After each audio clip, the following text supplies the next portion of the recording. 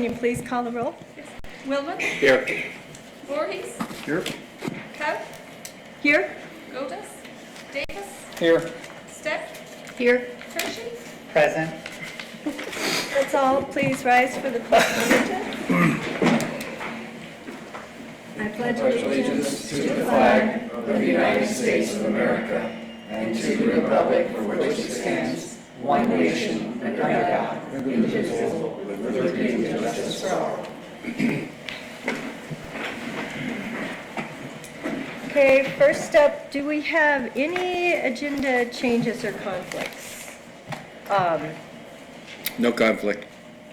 Okay, No conflicts with anything on tonight's agenda. tonight's agenda. I have no conflicts with any items on the agenda tonight, no conflicts of interest. I have no changes to the agenda or conflicts. Okay, No changes, no conflicts. okay, good. I will inform the mayor if ever I have a conflict. I don't feel that I have to say that at every meeting, but thank you. Okay, thank you. Well, it's been our policy I today, understand. so- Okay, I thought you wanted it at every meeting. I did. Didn't you? Weren't you Okay. the one that said? I will So- tell you if I have a conflict. next on the agenda, we have citizens appearing before council, and we have 3 persons signed up tonight. First on the list is Trudy Milken. Would you like to come up to the podium and please state your name and address for the record?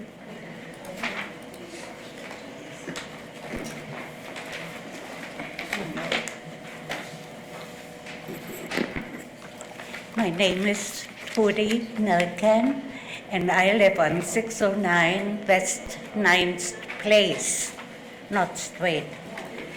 I lived there for 29 years. Oh, I'm sorry, but this is my daughter, Janet. I lived there for 29 years, and during this time, nothing ever has been done on my street. Nothing. 12 years ago, I went down to my mailbox. I slipped, fell in one of those potholes, and I broke my wrist. Since that time, I have never used my road for walking anymore because I feel like it is not safe. Well, at that time, it was temporarily fixed with some loose gravel, some black stuff, which of course deteriorated. Nothing has been done since. So I was very happy when I finally got in the utility bill a letter stating very precisely, very exactly what would be done in 2019. I really appreciate it because nobody ever had corresponded with me or told me anything 29 years.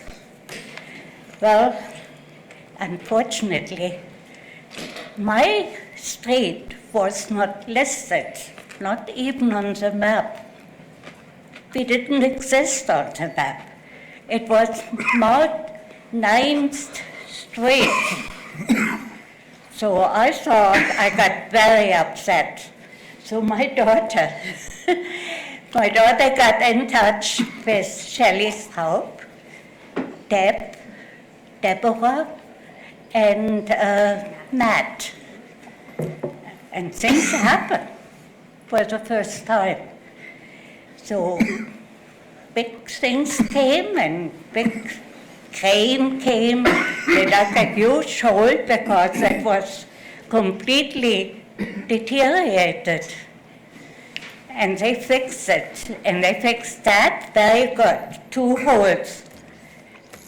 The rest of the street is still deplorable. Still looks like patchwork. Lovely. Well, 2 years ago, in 2017, they told us that our street would go ahead and get a new street done everything would be done. No, I haven't heard anything anymore because they said they don't have any funds anymore. Well, I would like for you to know, is there a plan?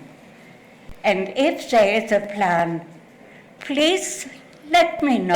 I really would appreciate it to have some kind of a date when we can expect it. And I really want to thank Matt, Shelley, and Deb that they kept in touch. The first communication we had in all those years.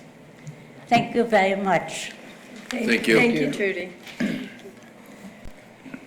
Thank you, and I'm just going to keep this short to also say thank you for the work that was done, because I know that was done specifically because we needed a stopgap.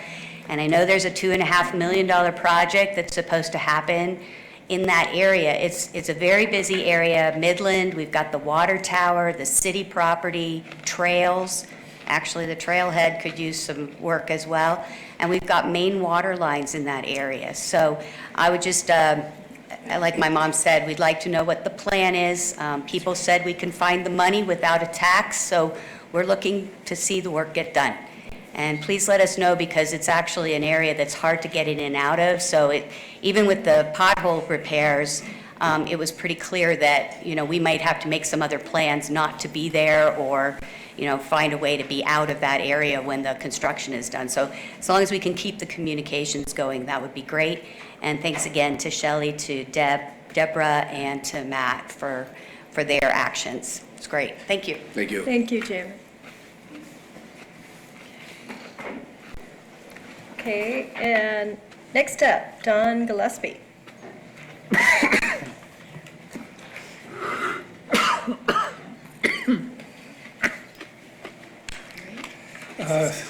Good evening. I want to thank these two lovely ladies, because what they're talking about kind of dovetails into what I was going to gripe about tonight. I'm still... Don, can you please state your name and address Oh, I thought for the you did. record? I'm sorry. We know you, but We know you, but... Don Gillespie, 3901 Mountain Drive. Thank you.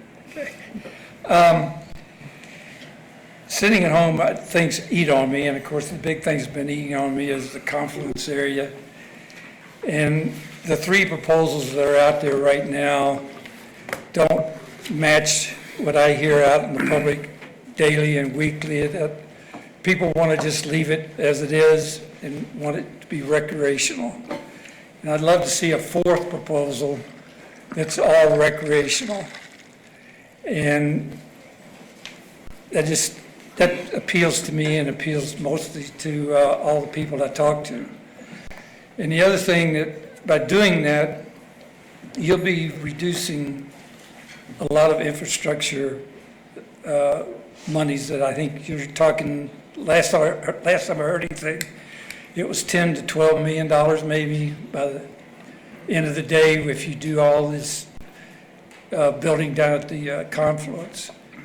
I'd much rather see you transfer your energy and the monies to infrastructure, which is the broadband and streets, because those are 10 times more important than the building of the confluence with a private partnership.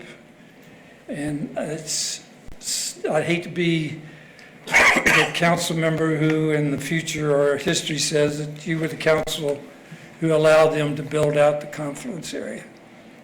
So that's all I wanted to say. Thanks. All right, thank you, Don. Is there any other member from the public that would like to speak to council tonight? For items not on the agenda? Okay, hearing none, any comments from council? Tony? Just to dovetail on what Hooner and what the previous speaker said, it has been 86 days since April 2nd when the voters, I think, definitively defeated a street tax. Not everyone can come here and say, oh, my street is this and my street is that, and not everyone's son is on the city council or brother or husband or has a friend who can come. And there are many, many areas in this community where the streets are just disgraceful, including in the downtown area on Pitkin and 9th, and I could just list area after area. I think that, I know that this council is trying to address this issue, and we have a lot of other things, but again, I just want to make sure, and I think Shelley, you said this the day before you took office as Mayor Pro Tem, that you want to keep this a priority, so I just hope that everyone on this council shares that view, and I want to keep it on the front burner. Thank you.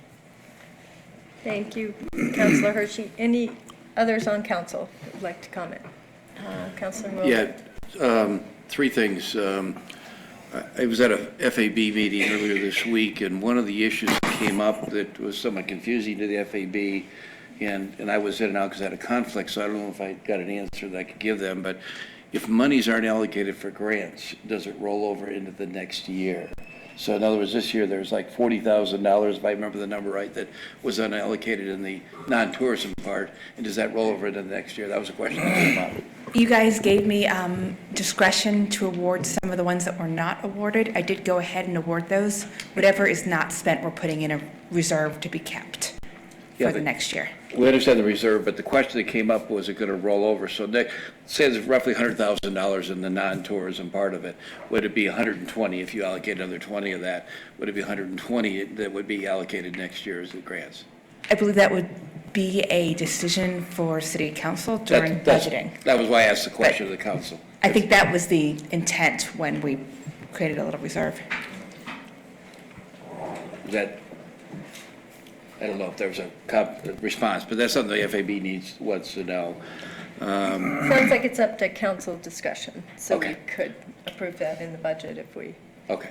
is that correct? Second issue is, you know, I was pleased. I was at the Strawberry Days Parade and was really thrilled. I thought luckily we had good weather, and it's always a great parade to go and do, but it dawned on me that we as a council don't participate, or the city doesn't. I know we participate in a number of ways as a city and provide support, but just put it in, for thinking about next year is whether or not we should as council participate actually in the parade, whether we do it by walking down the street as a council, but I think it would be a good thing for us to do to show the city we are supporting what's going on.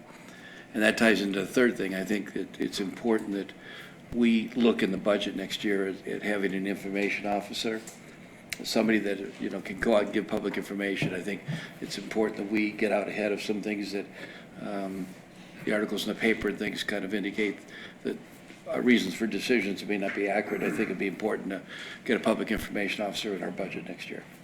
That's all I have. Okay, great, thank you. Charlie. Anyone else? Councilor Voorhees, Wow. Thank you, official. Master Cow. I thought it was a great Strawberry Days. I just want to give a shout out to the city staff who worked behind the scenes to make a lot of things happen, from the Strawberry Shortcut to the parade to putting up, helping when the microburst blew through Sayer Park on Friday afternoon. I think it's just a great example of a partnership between the chamber and the city.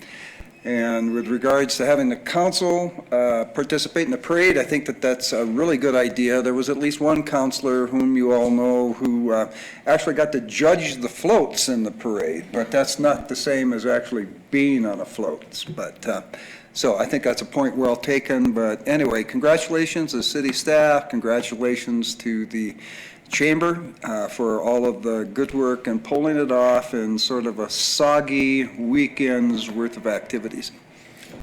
Ditto. Great, thanks. Anyone else? Nope, that's it, okay. Thank you, and next item on the agenda is consent agenda.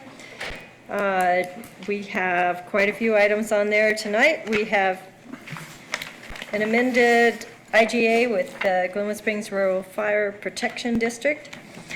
Planning item, a revocable license to encroach for a snowmelt system that's under a public sidewalk.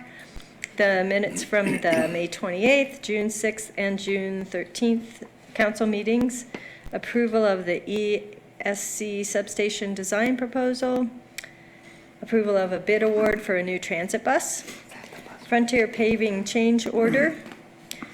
Resolution authorizing the mayor or mayor pro tem to execute closing documents on the purchase of the 2222 Devereaux Road. Also, similar resolution to execute closing documents relating to a purchase on Airport Road. An MOU with the Colorado Energy Office for energy services, and update to our code, ordinance number 17, series 2019, updating a definition that was left out of a previous code adoption for a local business in our economic development rebate section. Do I hear a motion to I approve? move to approve the consent agenda. Motion by Rick. Can I second, Voorhees, please? Second by Tony. Thank you, Charlie. You're welcome. All those in favor? Aye. Aye. All those opposed? None. Motion passes unanimously. Next on the agenda, we have a presentation on Garfield Clean Energy Collaborative Board and by the CLEAR staff.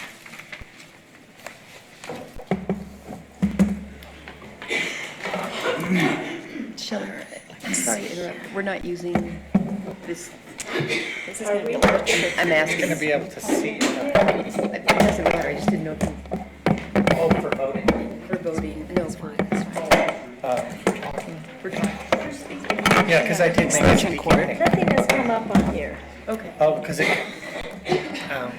I did record.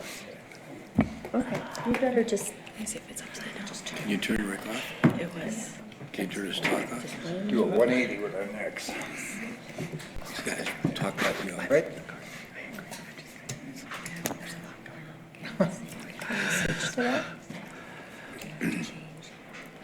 Do we just need to connect? Mira, maybe, to present to you, Mira. Yeah, try that. While they're setting that up, I can do my introduction. Those of you who've been through this before know that the CLEAR staff, speaking for PCE, likes to bring the counselor along. I think it's to make a counselor-to-counselor connection so that you'll feel really good about all of this. I'm Bruce Leland. I'm on the Newcastle Town Council, and I'm our representative on the board. Rick represents you. Catherine Rushton, Lisa Metcalf, and Kendall Vanderpump are the ones that will be presenting you with all the details and the slides. Bingo. Glenwood has been an excellent supporter of PCE from the beginning, and continuing over the years faithfully. Your contribution is an important part of our budget, and you'll hear about that. GCE is accomplished quite a bit recently as a result of 10 years of work. This is our 10th anniversary, and GCE has been a champion of alternative energy. Recently, people are listening.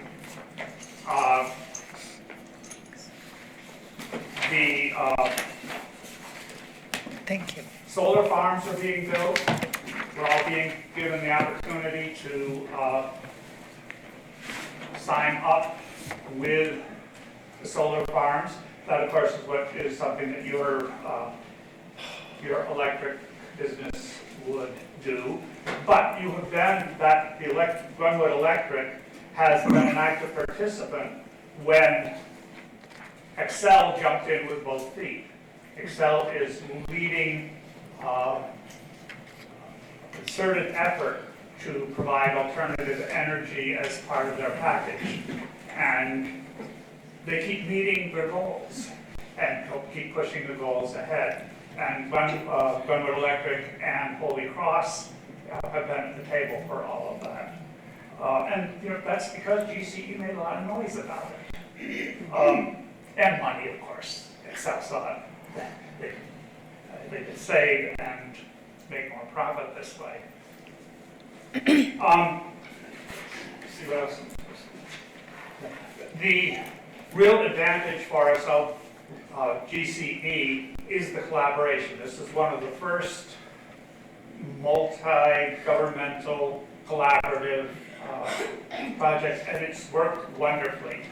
The representatives from the 6 towns, the county, RAFTA, CMC, work well together and provide leadership, and then the CLEAR staff provides the feet on the ground, doing things that none of us could afford to have a separate town or city department to take care of. And that's enough. Looks like the slides are ready. Thank you. Thank you, Bruce, and thank you to the council members for having us here tonight. We are happy to be here to report back on 10 years of success and talk about future opportunities for GCE. I would like to start by taking everybody down memory lane. Back in 2008, local leaders and CLEAR staff started talking about a clean energy partnership across the county. Soon after, DOLA announced the New Energy Communities Initiative, and our local governments were prepared to apply together as a group. The grant team moved very quickly, and the grant was awarded in October 2008 to Garfield County as the fiscal agent for the entire project. An advisory board was created of all the government partners. In 2009, Glenwood Springs did a commercial energy efficiency project for commercial properties with the funding, which helped identify best practices for future commercial programs in our region and at the state level as well. This partnership has enabled us to leverage substantial external funding, and we're definitely stronger as a group than as individual entities. This slide shows that in 2011, the advisory board and Garfield County developed a framework for an intergovernmental agreement. It was signed by 8 partners. In 2012, Garfield Clean Energy Collaborative launched. The town of Silt and CMC joined the collaborative then. We launched the residential loan program in addition to having all our programs up and running. This photo right there is the GC board in 2013. GC partners should be very proud that since 2009, $40 million has been spent in energy efficiency and renewable projects. This is the amount that has been paid to the 340 contractors and distributors for equipment purchases, installations, energy assessments, charging stations, alternative fuel vehicles, and more. With the program launching in 2009 and 2010, we heard from many contractors as they grew their efficiency services, they were able to survive the recession. So it's really exciting. We've helped local residents complete 1,241 projects. We've helped 266 income-qualified families and seniors complete home energy upgrades on their homes, and we've helped homeowners make their homes safer and more comfortable. I always like sharing a good story with council members. So I actually brought a thank you card we received from seniors who live in Glenwood Springs. Their hot water heater broke, and they did not have the funds to purchase a new one, so we were able to help them through the CARE program. The thank you card says, Garfield Clean Energy, thank you so much for all the special work you did to get us a hot water heater. It has been such a godsend to my husband and I. We even sleep better. Just always worrying about my husband getting burnt again, or even worse, he is 82. Always having to light the old water heater was horrible. So it's a really cute thank you card. We've helped 340 businesses make upgrades, some of them starting with lighting projects, and then they started saving a lot of savings and started doing multiple projects. In these photos right here, we see Steve Backley showing the CBS 4 News team the new LEDs he installed in the caves. We also have the owners of Subaru showing off their solar, and in the corner is Brandon Jones providing energy coaching services. We offer several services to our governmental partners. For the City of Glenwood Springs, members of the CLEAR team, P. Waller and Phil Meadowcroft, they have a lot of knowledge when it comes to building science. They have been working with facility managers to analyze their building data, review energy assessments, do new facility walkthroughs, and assist staff with brainstorming solutions for different challenges and projects that they might have happening right now. This slide shows that the original DOLA grant provided funding for solar for each GCE partner. So you see the different colors represent different GCE partners. In addition to that, most entities installed more systems with power purchase agreements. The City of Glenwood Springs has been providing solar rebates to homes and businesses, helping increase the growth of solar within the city. And I have to say that's the most popular rebate right now is the solar rebate. GC continues to prioritize implementation of solar in the county. All right, growth of EV charging stations.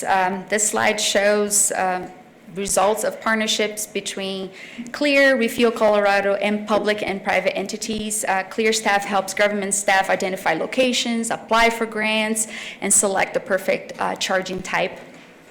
None of these stations existed 8 years ago. So as an EV owner myself, I'm really excited about this slide. So in addition to infrastructure, GCE has been the lead sponsor for EV Group Buy. When it was launched in 2017, it was the first state group buy with more than one dealership. People have driven from the Front Range to Glenwood just to purchase the cars with a discount.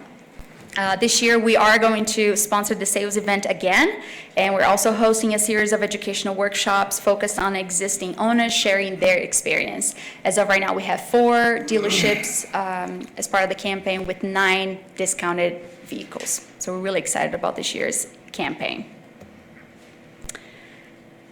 All right, so I would like to introduce Kendall Vanderhoof. She is a Glenwood Springs High School graduate. She's currently going to college, and this is their second summer working as a CLEAR intern. Also, her grandfather was Glenwood Springs Mayor, Don Vanderhoof. So another thing that we do is we try to do a lot of outreach to the community with trainings, workshops, and events that we do from Parachute to Carbondale.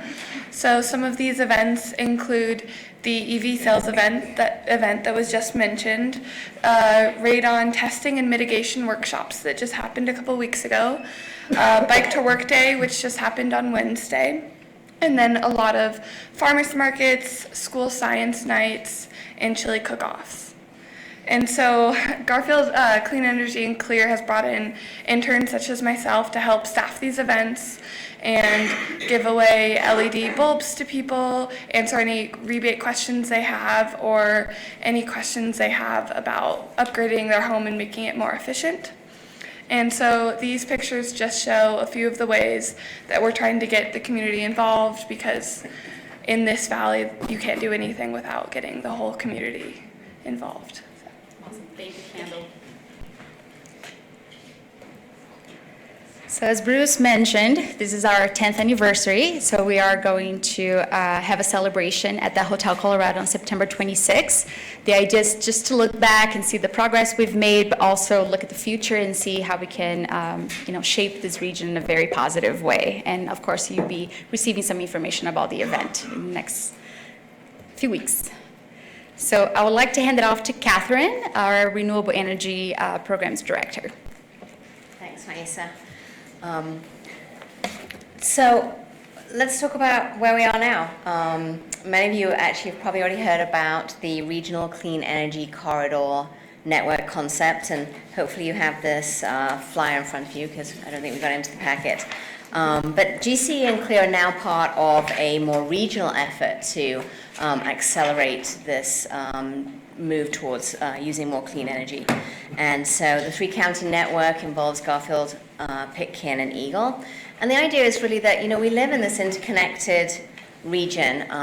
We are connected by transportation systems, we are connected by our utility territories, cross-county lines, and we have, regional economy that we have to consider.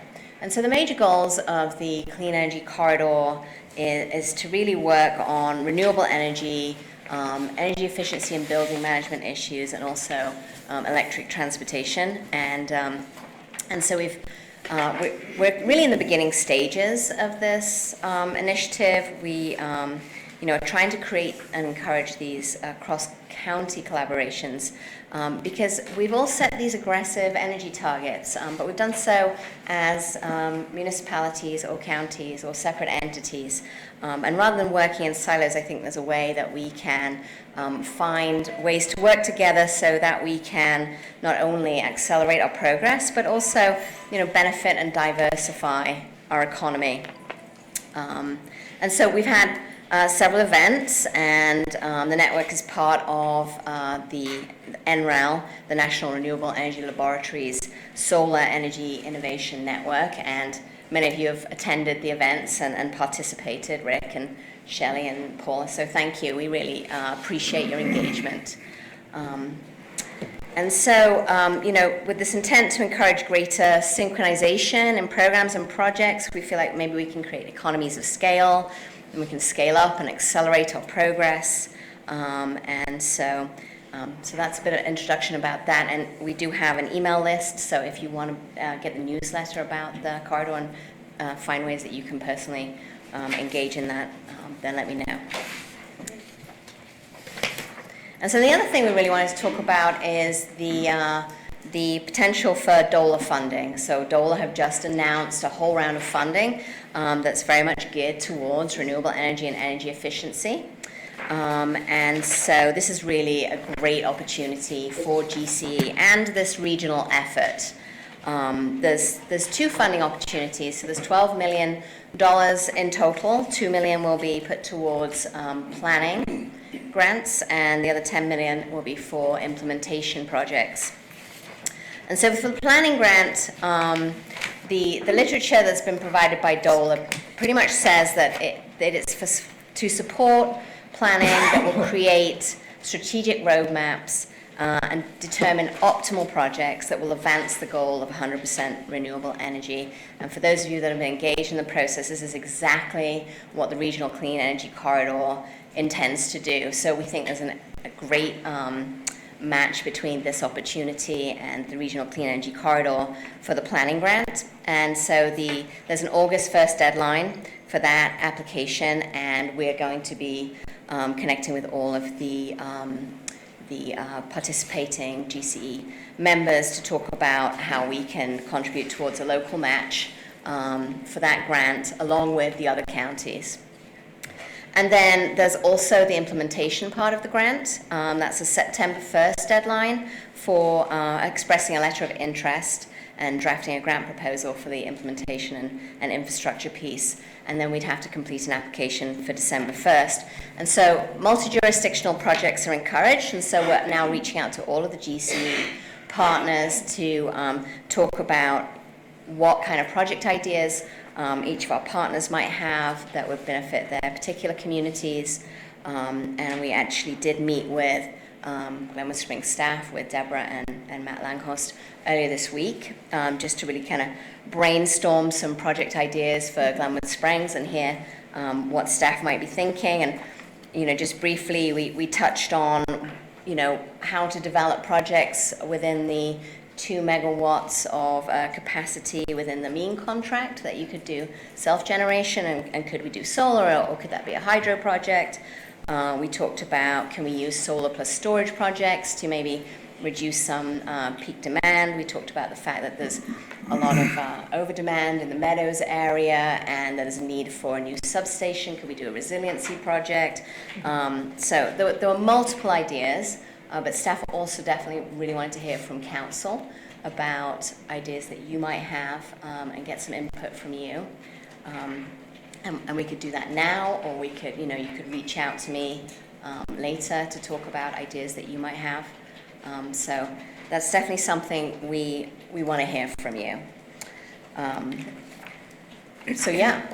Handing it over to you, is that something you want to give input on right now? Well, it might be better to have some presentation from staff also and get their ideas, and then council could discuss it and when's the next GCE meeting?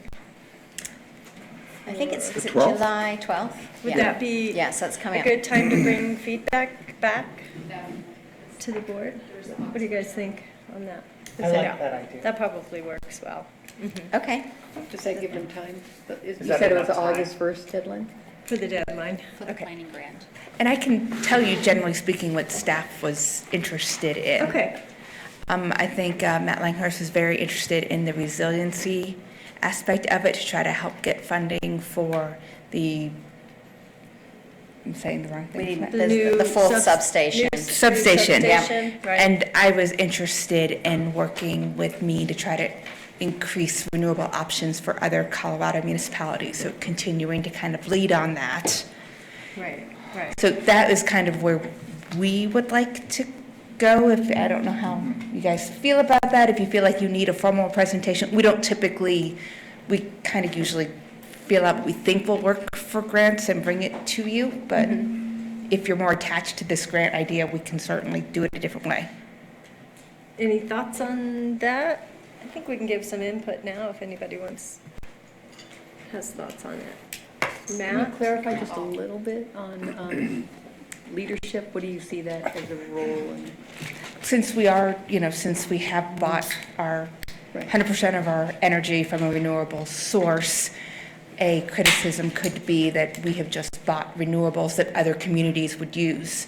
I'm suggesting that we try to work with me and float this idea of we could use this grant opportunity to help them bring in more renewable sources to Colorado that would benefit other Colorado communities that they serve.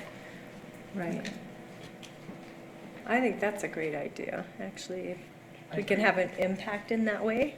Because we were thinking, we could do this region, we can do this locally, but there's not a whole lot of places to build solar farms. So we have to start expanding out and think, where are we going to put 14 acres of solar farms? Because that's about 2 megawatts around here, 10 to 14, arguably, either way. We could also reach out, there's 14 Colorado communities in Mean also. And some of them have some really good opportunities to put vast solar farms out. So maybe that's an opportunity to team locally and we'll call it regionally for Adola. And maybe Mean has done this recently where they had 7 cities kind of around in their communities that they were interested in a solar farms. They went out as a bid as one, and they got better pricing because now one company was selected for all 7 projects, and they got some really good, they got some good pricing for that. We won't say really good, solar's still working on really good pricing for that. So, there's a lot of opportunities. Mean has already done some of these things. GCE is really good at these things. If we can kind of collaborate together locally, GCE, Mean, maybe we can come up with a really good project for a planning grant, if nothing else, get that moving forwards, and maybe go into a letter of interest for a project sooner than later. I think that we've talked about this, and one of the best things that we can do to help ourselves and help the valley is how do we educate people to knock that peak down? That's what our fixed costs are based off of. That is where our loads are coming from. We have a really low end in the dip. If we can bring that peak down a little bit, we're helping ourselves in resiliency. We're not overloading the systems. There's a lot of things there, so maybe we can do an educational grant also. There's a whole bunch of things that we could do beyond the substation. We want to do that anyhow. It gives us resiliency. That was the first thing in the line for the goals, was resiliency. That helps the city of Glenwood Springs. Kind of selfish, something that we're moving forward. You guys actually approved the contract for design tonight under the consent agenda, so we are moving forward with that. But if DOLA would be willing to help us out with that, that's something that we have in process already. So that's a letter of interest right off the bat, if we could squeak it into the gray area of the language. Well, but I think that there are opportunities to use renewables in tandem with that. Maybe a solar plus storage project could be used. The storage, maybe it's viable to help reduce the winter peak for the utility. Right. There'd be some savings there that would help fund the project. So, there's definitely a lot of ideas, and some of those I think would be viable for the grant. So is the idea August 1st is a deadline for the planning grant, and that we'd have basically 30 days to develop a letter of interest off of that grant, or are these two separate channels? So it's kind of 2 funding opportunities, even though in my mind it seems like you would plan and apply for an implementation grant and the 2 things would be connected. They kind of are and they kind of aren't. So you could just apply for one and not the other. So people could just apply for a implementation grant. You don't have to apply for a planning grant.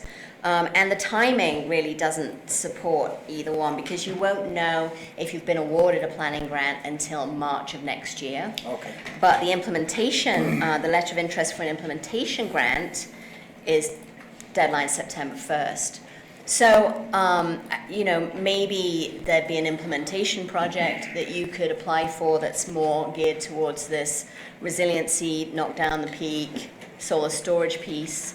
And then maybe, if as a town you wanted to do something multi-jurisdictional with Mean, you could think about the planning piece separately.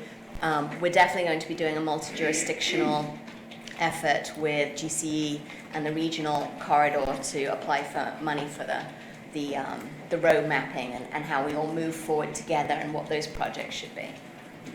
And we don't want to go crazy with grant applications, obviously, Right. but I think there's several things that we would like to kind of hop in on for these grants and see kind of where they bring us.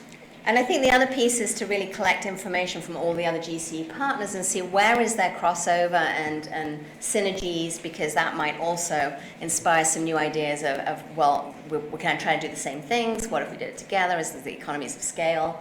That kind of thing, so. Okay, but there are no other Mean customers or within the Aspen. GCE group?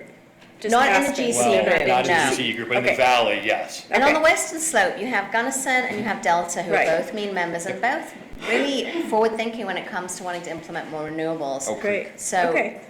I think that there could be some outreach to those communities. Oak Creek's on the Okay. list too, so I mean, we've got a little pocket of Mean members right around Oh, us. great, great. So what does council think of that, those ideas? My view is to Charlie? let staff kind of go. I mean, I think the stuff that Matt and Deborah are talking about make a lot of sense, and my view is just go ahead and, if there's a need for funding, a matching grant or whatever, then we need to look at it, but we give them latitude to begin working on it right now. I don't think we need to see it again. Okay.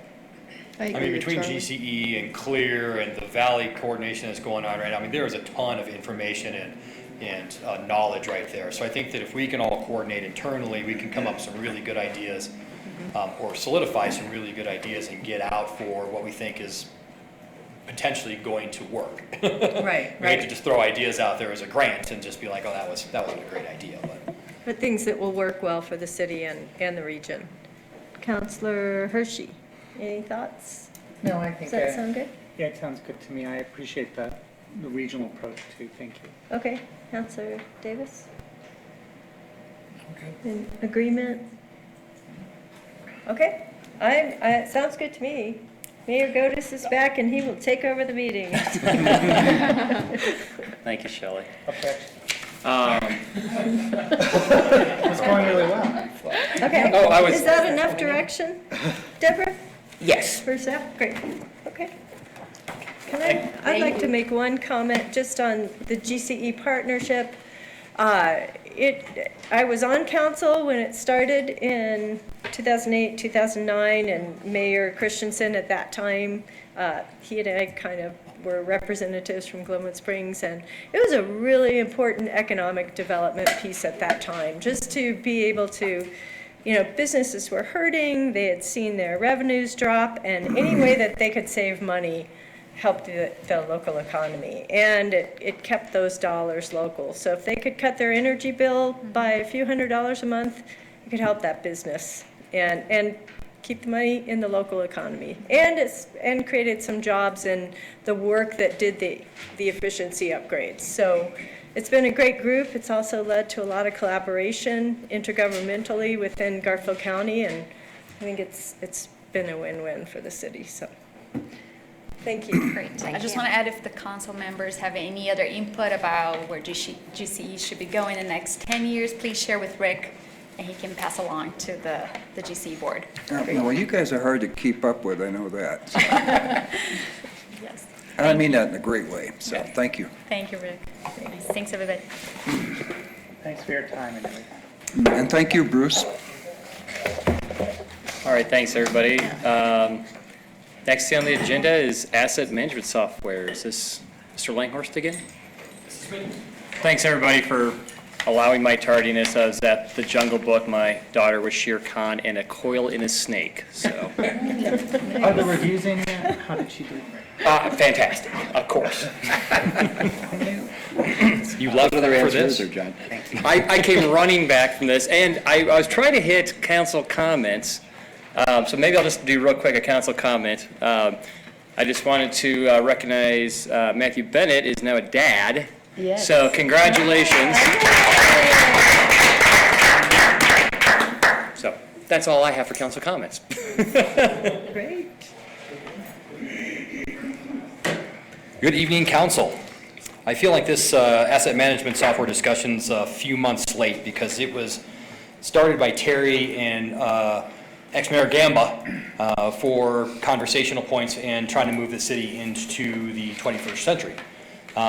It actually correlates directly with the ERP program that we are moving forward with through finance, through ComDev, through HR.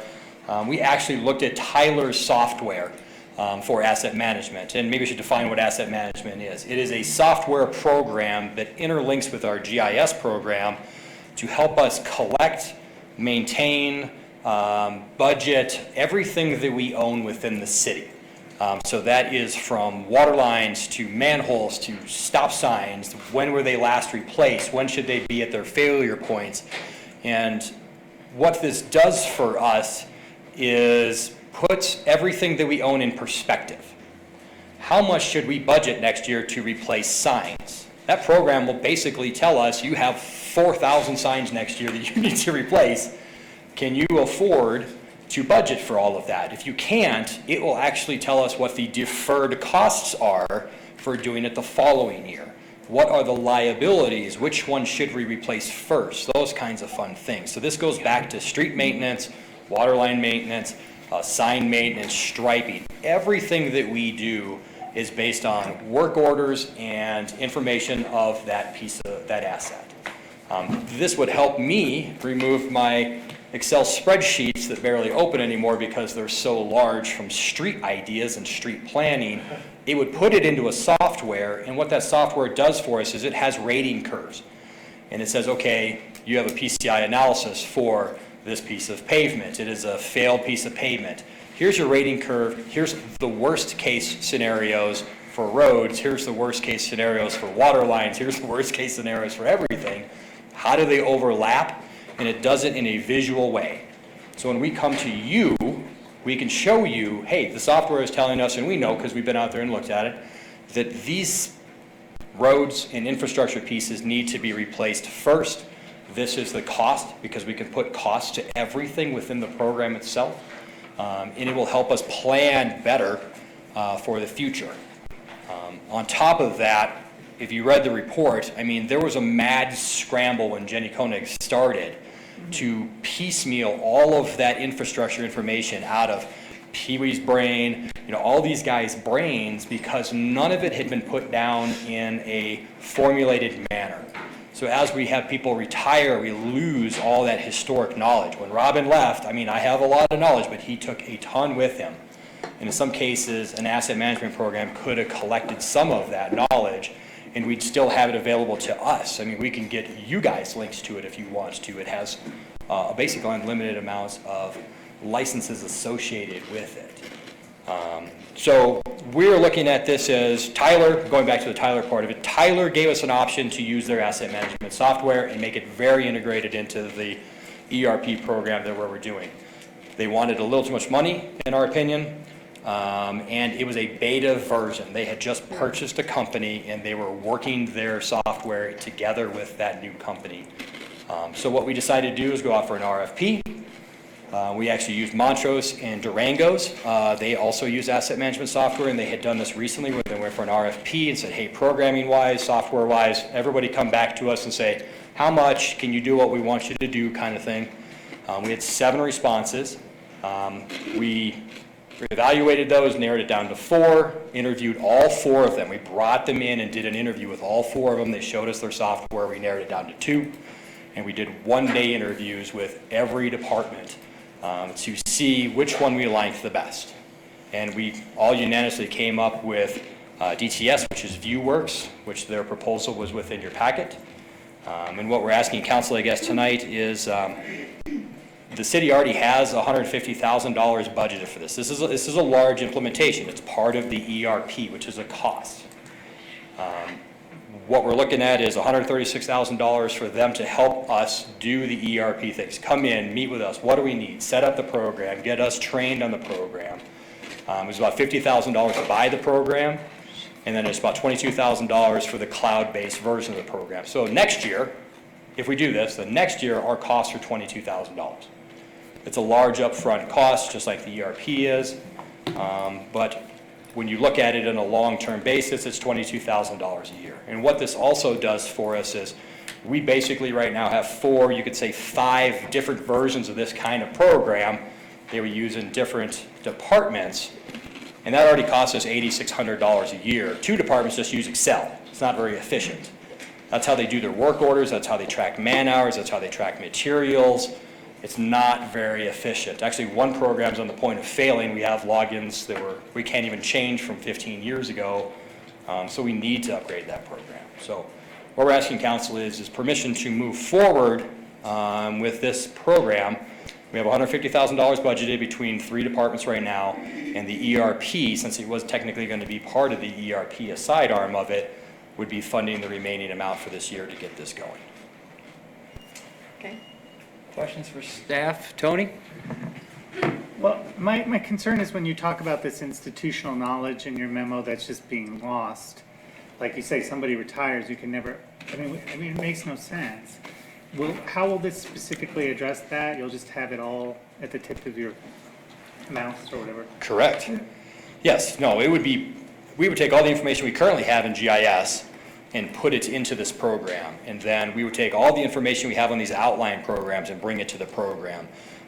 We have the ability as we're walking around to click on the program because it's portable. You can put on your pads, add assets to it. The company that ViewWorks is a subsidiary of DTS, which is a larger company. They can actually do our next PCI analysis, which is the street pavement condition analysis. We should be doing them every about 3 years. They can do that. As they're driving around, their trucks actually have the ability to collect everything within the camera's view. So they can do signs, they can do stripes, they can do roads and curbs. We can get a very finite analysis of everything that we own on the surface within view of those cameras, put it into the program, and then start working with that pieces of information. So all the stuff that Pee Wee and Buddy and everybody left us goes into the program so that we don't lose any more knowledge. As we find things, we don't even know where part of our storm sewer systems are.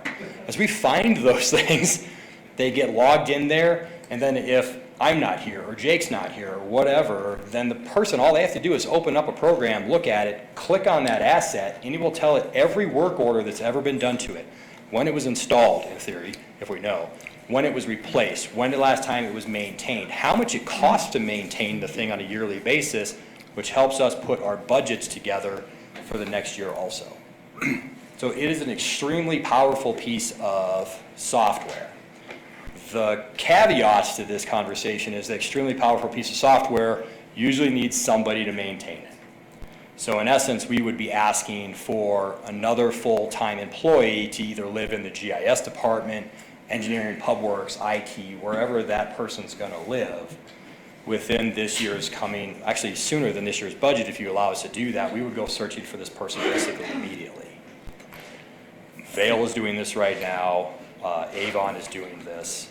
It helps take all that historic knowledge and just take it out of people's heads and put it in a computer program and allow everybody in the future to have all that knowledge. So, Matt. Well, sorry. Oh, I'm done, thank you. Shelley's next. Hi, Matt. Thanks.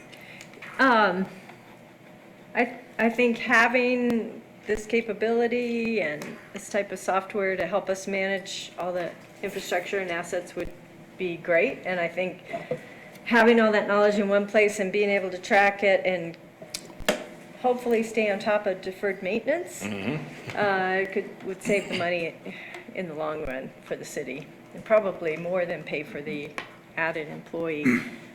One question I did not see in your memo, and I'm wondering what the intention is. We have never had a facilities department in the city, And as we know, it's been in the paper, we have a major issue with a fairly new facility that we're dealing with right now with the MOC. Will this software, what are your plans on tracking facilities with this software? I'm guessing that the city probably has in excess of $100 million worth of city buildings and facilities that we need to maintain, keep track of. How will that be incorporated into this system, if at all, in your planning? 100% would be. And what are your plans for that? So this particular software has modules all across the board. So parks would have a module. They'll know how much green space they have. I'm just starting there. You know, what their equipment is. They have to rate their equipment every 3 months or 6 months. That form is in the software. They fill it out. They hit click. Boom. Catherine knows that that was done. So if there's an incident, we checked that 2 weeks ago. There wasn't an issue with it. Facilities is huge actually within these. There's a module just for facilities. And you can go as crazy as you want to, or you can make it as simple as you want to. City Hall is here, you know, there's light bulbs to change, there's bathrooms to clean. You can just use it for work orders if you want to, or you can dig into those facilities themselves and start tracking what's in the facilities and what wears out, what needs to be replaced. Like this carpet was installed 15 years ago. I know it wasn't, you know, but that has a 20-year life. You can actually put that information in there, and you come up on about 18 years, it'll warn you. Hey, you know, that has a 20-year life cycle to it. You might want to look at it. Cooling systems in the roof, you know, they have about a 15-year life cycle on them. We're past that. The system will tell you that, hey, you're coming up on the life cycle for these things. You need to start budgeting in or start putting in reserves a few years in advance so you're not all at one time. It'll tell you when to change the filters if you want to. Okay. So its capabilities are basically whatever you can think that you want to track, you can track. Anything you want it to tell you when to do something, it can tell you when to do that. The problem with it, and we've had a lot of conversations, many days of conversations with people, is you can get too far. You know, you're tracking too much because then the program starts to run you instead of you running and using the program. Mm-hmm. So, you know, Montrose started, they use Cartograph. Very good program. We decided not to utilize. We didn't interview them because of some issues we didn't like. But they didn't hire anybody. They just said GIS can do it. And they have 2 or 3 people in their GIS department. And all of a sudden, that became a full-time job for one GIS person. But they literally jumped head first into the program and said, we're going to do all of this stuff. Mm-hmm. And it became overwhelming. So what we're looking at is bringing ViewWorks in and saying, okay, we want all the capabilities that we can get, but we want to start at, let's do work orders, let's do streets, let's do failing systems, get all of that in there so that we can start immediately trying to figure out how to budget for the next 10 years and where to put that budget. And then add parks in as they need to, and then add facilities in and start getting more detailed. So this is going to be a 2 or 3 year project. We can implement the software in 4 to 6 months. But to really get it up and running and doing everything we want it to do is probably 6 to 12 months. And then doing all the finite stuff that we maybe have on the, we want to do this list, but it's not an immediate need kind of thing. And you keep working into it. So what type of person would the FTE be? Are you looking at a GIS or more of an engineer or a tech? So Avon just hired somebody from Aspen that is a GIS/IT person. Okay. So when Or they're not data doing software, they have the ability to do GIS and they have the ability to do IT. So I think that's the person we would kind of shoot for at this point, is somebody that has multiple talents. So once you get up and running, it may be a full-time job for the first year or 2. And then once everything gets in and people like myself and other supers and directors have the ability to work the program themselves, we do a lot of that work, and then the FTE is maybe half time on the program and then helping Jenny or helping IT. Because Jenny's buried right now. I mean, she could use another quarter of a person to try to keep up with what we ask her to do. IT is always buried. Right. So there's not a lack of need within the city for another full-time employee with a skill set that can kind of branch across a few different departments. Okay, thanks. Thanks, Mayor. Charlie? Yeah, Matt or Deborah, I have like 3 questions, and you may have answered one of them. So we just put them out there. The first thing is will this work with the ERP system? It's since we didn't buy it from Tyler, will it work with it? Second question is you've got implementation cost of, I'm not on that screen right now, but 138,000 if I remember correctly. Does that include the employee or not? And then if not, then what is the ongoing cost? It's not 22, it's some number above that because it includes an employee. And then the third question is what, have you talked to Thornton or Wheatridge, who's had this for a while, been using it, to see how their ongoing support is? Because I know that's one of the issues. We're small potatoes, it's a real big company. When you look at the overall company, are they really going to continue to support us, or are we going to just become another little town in western Colorado they're going to ignore? Okay, so let's answer the last question first.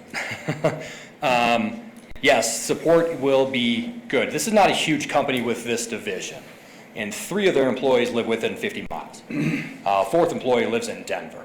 So their programmer lives in Snowmass Village. They have implementation people basically in Gypsum, so they're actually kind of a local company. So that I'm not too worried about. We have had conversations with their references. I mean, nobody gives a bad reference, so, that's kind of here nor there at this point.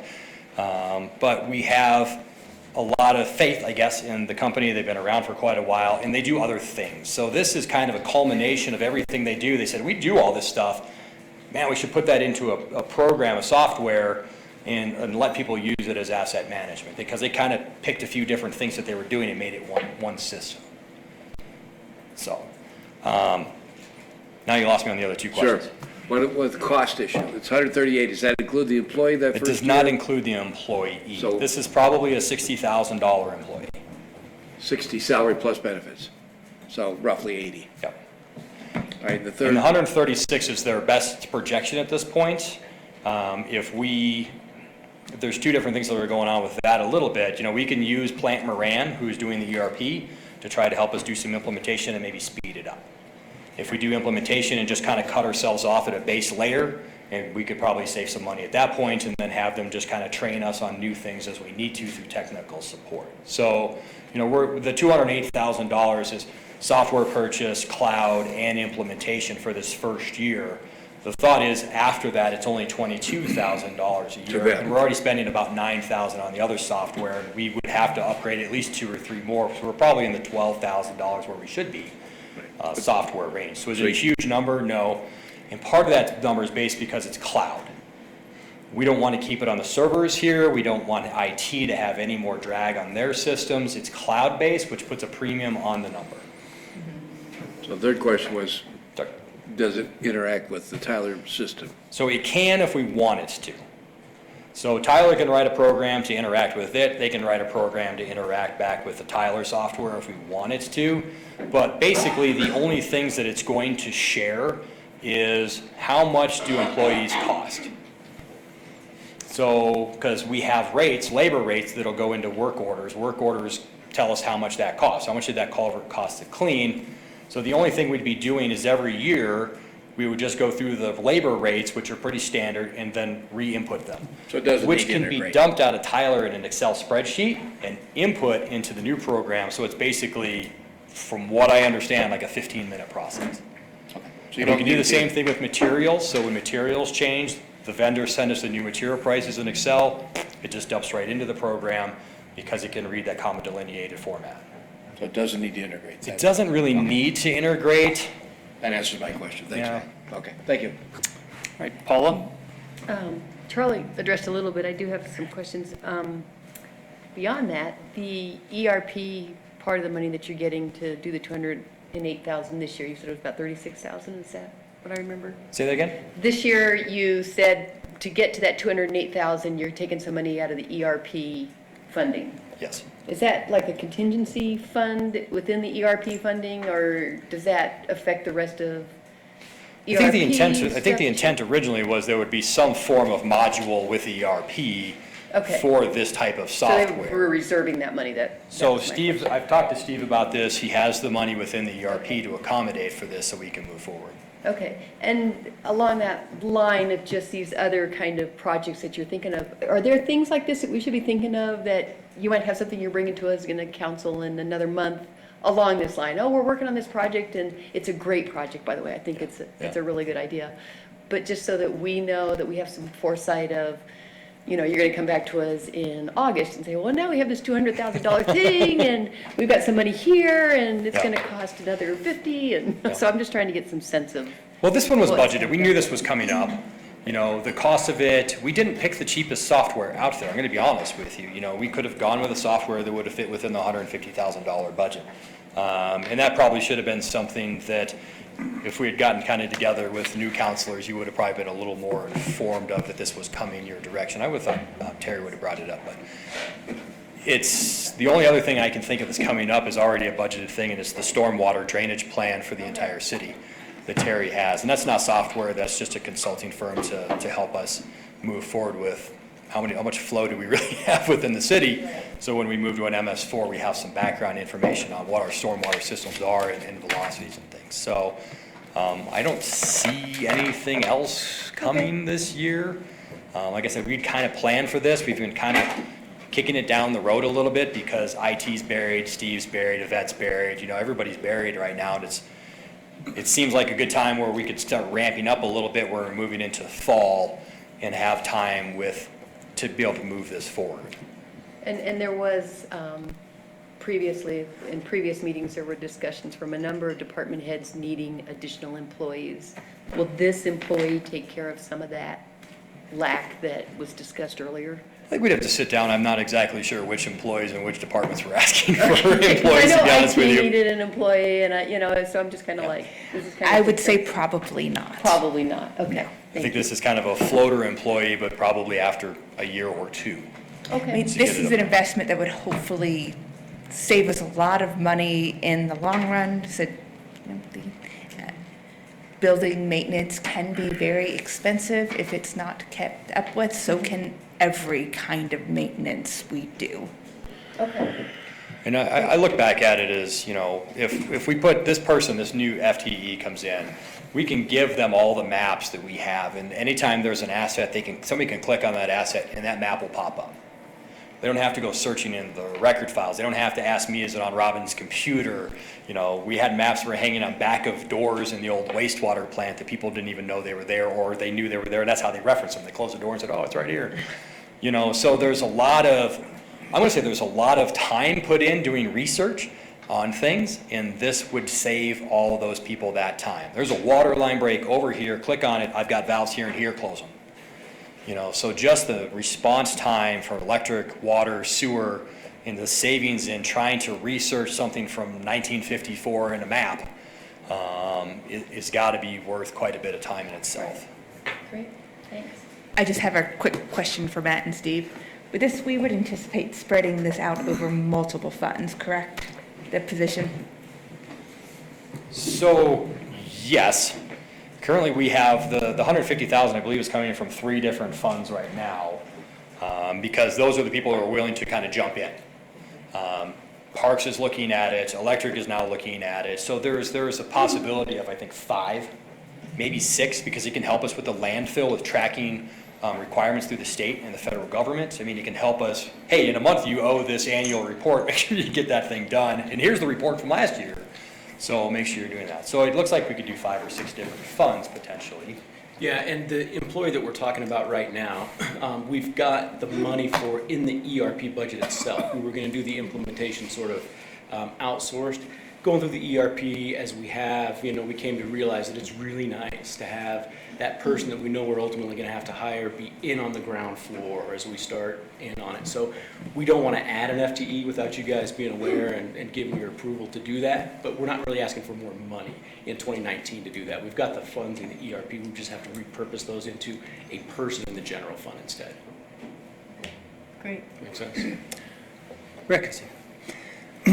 Well, this is a great sort of tribute to strategy here, you know. I mean, otherwise it's just all noise and, you know, you're out there like a ping pong ball. So I can see how quickly this would pay for itself and, you know, lead us to make some more rational decisions. I mean, as a public body, you know, there are, you know, some reasons we want to make rational decisions as opposed to emotional decisions. So thank you for doing this, Matt. I just have one question, and that is, how transparent would this data be? And, I know when we did the street tax vote, that one of the great things to come out of that was that multitudinous spreadsheet that, showed each street and its condition, its priority, also the water systems, the sewer systems, the electric system. So we really had, I think, a good amount of information. And I could see that this would feed right into something like that if that ever came up again. But would John Q. Public back there in the back row, would he be able to look at the results of this, or is that, the plan to make it widely available? So we'd have to sit down and have a conversation about how available you want it to be. Like right now in our GIS program, we have all kinds of layers city staff can see, and then we have all kinds of layers that the public can see. All kinds of layered maps. So we have to figure out, due to logistics of, we don't want people to know where all of our water system is for defense purposes, to be honest with you. I mean, the city of Aspen won't give you one map of where any of their water system is. There's actually some requirements. For reason, yeah. So you have to kind of look at what legally we can provide and what's good information for people. This system also, so the answer is yes and everything, and yes and what we're allowed to. So you could open up the system in just a viewer base, and they could click all over it, but they can't do anything. Yeah. Which we could provide to council, we could provide to staff, whatever we want to do with that. Then you'd have another layer of what can the public see legally, and then we could open that up. And that would be a conversation with council and staff at the same time, and legal counsel, to figure out what we want to do with it. But the system itself also has a user base that's an application and web-based for citizens that's much more robust than what we currently have. If you have a street light out, you got to go to the electric department. You got to fill the form out, you send it in. This, they can literally go in there, and if we have access to the maps, they can click on their street light, and it'll send a work order right over to Doug. He says, yep, that's out. He clicks on it, and the crew goes fixes it. If they have somebody has a complaint about a street, they want this pothole is right here. They can click on the map and put a work order and signed work order to it, and we can look at it and say, yep, that's a good work order. We're going to move forward with that. So there's that ability. So you can do an application, and people can just text things. You can do an application with a map associated with it, and they can click on it, and we can do work orders off of those things. So there's all kinds of different levels of abilities. We just have to decide how far we want to go, not because we're trying to hide things from people, but in some cases, there's legalities of what information we can actually share. But this would give the opportunity for Trudy, who is here, to say, I don't like these potholes at the end of my street, instead of having to come to Deborah and I directly, click on them, create a resident work order, and ask for that to be repaired. Cool. Which could be disastrous in itself, because we could have 1,000 work orders. I know that sounds terrible. What you wish for. But each work order would just go to whoever it is. I mean, it may be 100 work orders in a week, but they would be probably distributed across 6 different departments. So if you got to look at 12 or 15 work orders from residents in a week, that's not that big a deal. I take that many phone calls. So it's people who have access to the internet and like to do things that way. It's great for some. Some people just like to call, and that's fine too. Thank you, Matt. Yeah. All right. Is there any other questions for Mr. Langhorst or any other staff? All right, seeing none, we'll open this to the public. Does anybody from the public like to speak on our asset management software? The silent treatment. All right, seeing only one, I'll bring it back to council for council comments and/or motion. Did you need action on this? Motion? Yeah, motion, Shelley? Sure. I would move that we move forward with the ViewWorks asset management software as proposed by staff. We don't have a resolution or anything, so. I would second that, John. Okay. Okay, it's been motioned by Shelley and seconded by Tony. I don't like the first one. Is there any more discussion? All right, hearing none, let's call the question. Are we using? All voting. Huh? How do people vote? Are we voting? The old one? Old voting. Old voting. The old fashioned. Oh, like this? Right here. Right here? Oh, that way. No, or. Steve is one of those people with the institutional knowledge.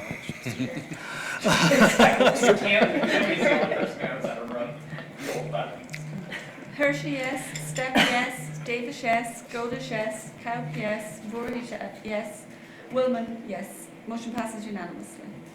Thank you. Thank you. Appreciate it. Thank you, Matt. Good work. Yep, thank you. Right, next up, item number 10, consideration of purchase contract for 191 Soccer Field Road. Oh, no, you skipped 9. Did I really? Oh, item number 9, appointment to boards and commissions. Meetings. The Lion King. Do you want these, Do you Mr. do them Mayor? all at once, or how do we do this? Yeah, how do we do this? Oh, we're doing this one? Sorry. You guys sort of one at a time, it makes it easier for folks to tabulate if you have to see multiple votes on anything. Well, some of them.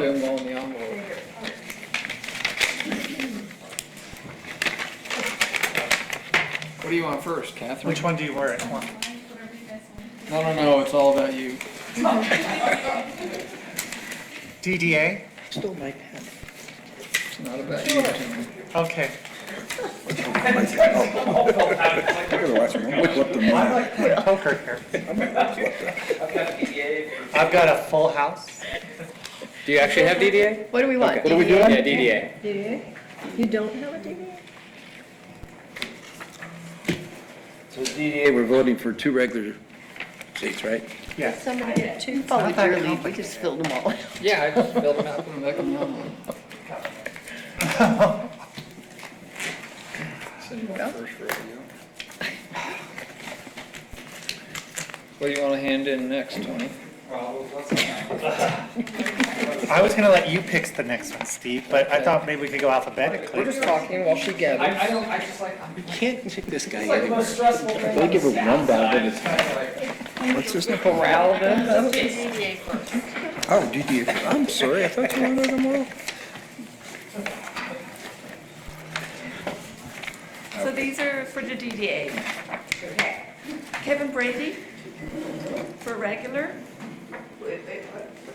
The regular seat, Kevin Brady. Okay, got it. Troy Casey, alternate. Do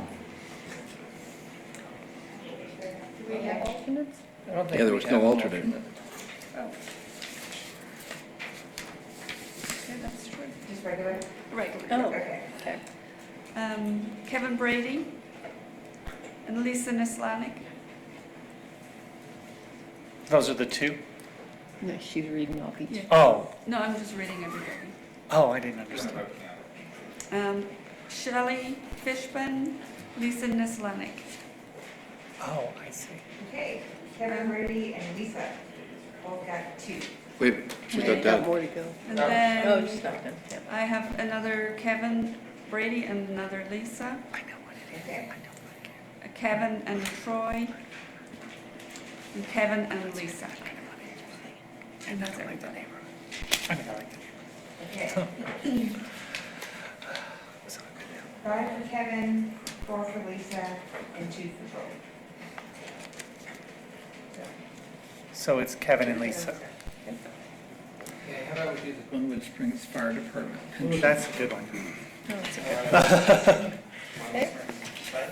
Fire Department pension. That's my, Great. that's my board. Mine too. Here we There's no go. telling how this is going to turn out. Yeah, that's gonna be. It's like your building board is in appeal. I can predict this. Alright, yeah. Fire pension. Oh, this is the pension one? Yeah. Nail biting is the mayor race. Well, in a different kind of way.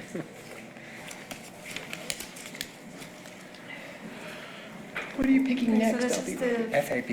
Yeah, Fire yeah, pension that'd be a board. good one. And it's Mike Alstorf. Mike. I mean, they're all Mike Alstorf, so. Okay, 7. Who's trying to redo it? Financial advisor. FAB. Welcome.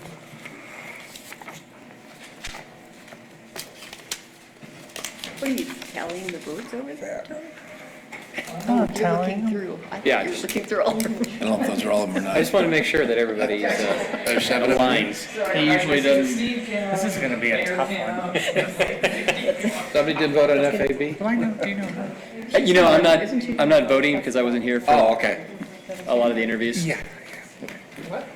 Is that what you're doing? Interviews. That doesn't matter. You still have to vote. I do not have to vote. There's no more So this is mystery. the FAB board.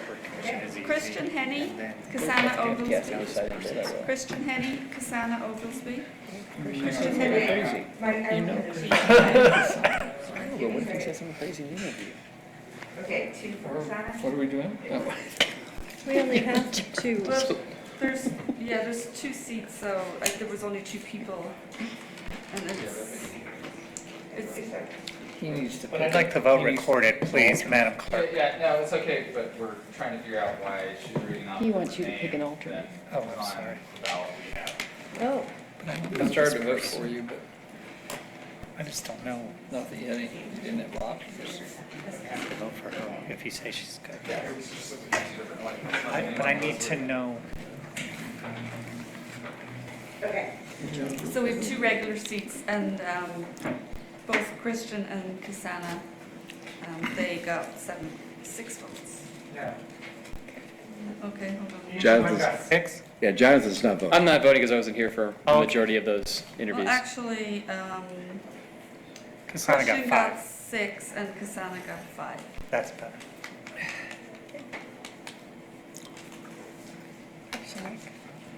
So, were there 2 that abstained? Which one? Parks. Somebody didn't vote. I abstained. Yeah, Jonathan hasn't been voting, and Tony wanted to make sure folks knew. That I didn't vote for. You want to make sure what? I was clear, I didn't vote for Cassana. Okay. Parks. Is right? Or airport? Yeah, no, yeah. Is that, Oh, we already had Parks. So one, for Parks, we have 1 regular and 2 alternates, right? we have arts and culture and airport left. What do you want to do? didn't we have the, We just sent Parks down. Okay. yeah, Parks is down there now, What, do we need that? so we can't really call another one until. So 1 regular and 2 alternates, but only 2 people? Yes, so we've only got 1 regular and 1 alternate. Okay. See how. Don Randolph, regular. Jasmine Ramirez, alternate. Don Randolph, regular, and Jasmine Ramirez, alternate. Don Randolph, regular, Jasmine, alternate. Don, regular, and Jasmine, alternate. Don, regular, and Jasmine, alternate. And Dawn, regular, and Jasmine, alternate.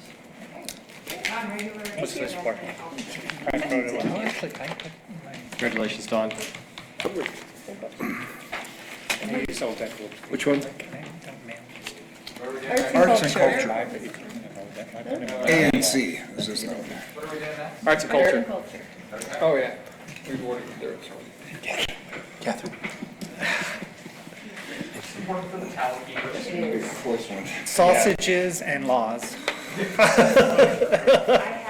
This worries me. This is, oh, yes, that's what it would have liked. Right. So we still have seats open for arts and culture. If anybody in the audience. If anyone is interested. And transportation. Christian, arts and culture. The youth position also. Got 2 positions. A youth position is open also. Okay. On the arts and culture.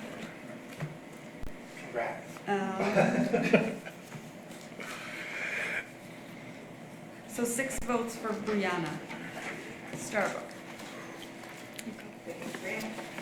Last one.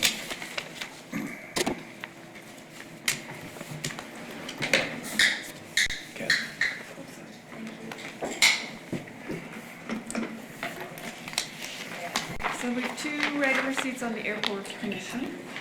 And so we've got Alan Arnold, Rick Back, Alan and Rick,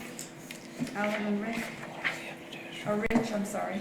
Alan and Rich, Alan and Rich, Alan and Rich. So 6 votes for.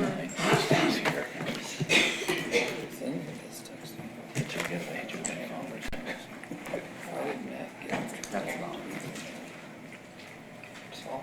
That's it. Thank you. Thank you to everyone Good who job, Council. applied and, yep, serving on our boards. I would just like to say, for those who applied, really appreciate your applications. And if you weren't selected, I hope you'll think about serving on one of our other boards. It's a very valuable service to the council, and we appreciate all the people that interviewed today. So, thank you very much. Okay, now we're on to item number 10. Consideration of purchase contract for 191 Soccer Field Road for the Parks and Facilities Department. Thank you, Mr. Mayor. I was responsible for the cover memo. Okay, there we go. Got to push talk. And try to give a little bit of history because I know that's important so that everybody understands why we're where we're at. I'm going to let Steve or Matt or both sort of address the facility purchase price, why we're kind of where we're at. Because obviously it is higher than what we would prefer to pay at appraised value. But I think they can address sort of the need issues and timing issues that we have better than I can.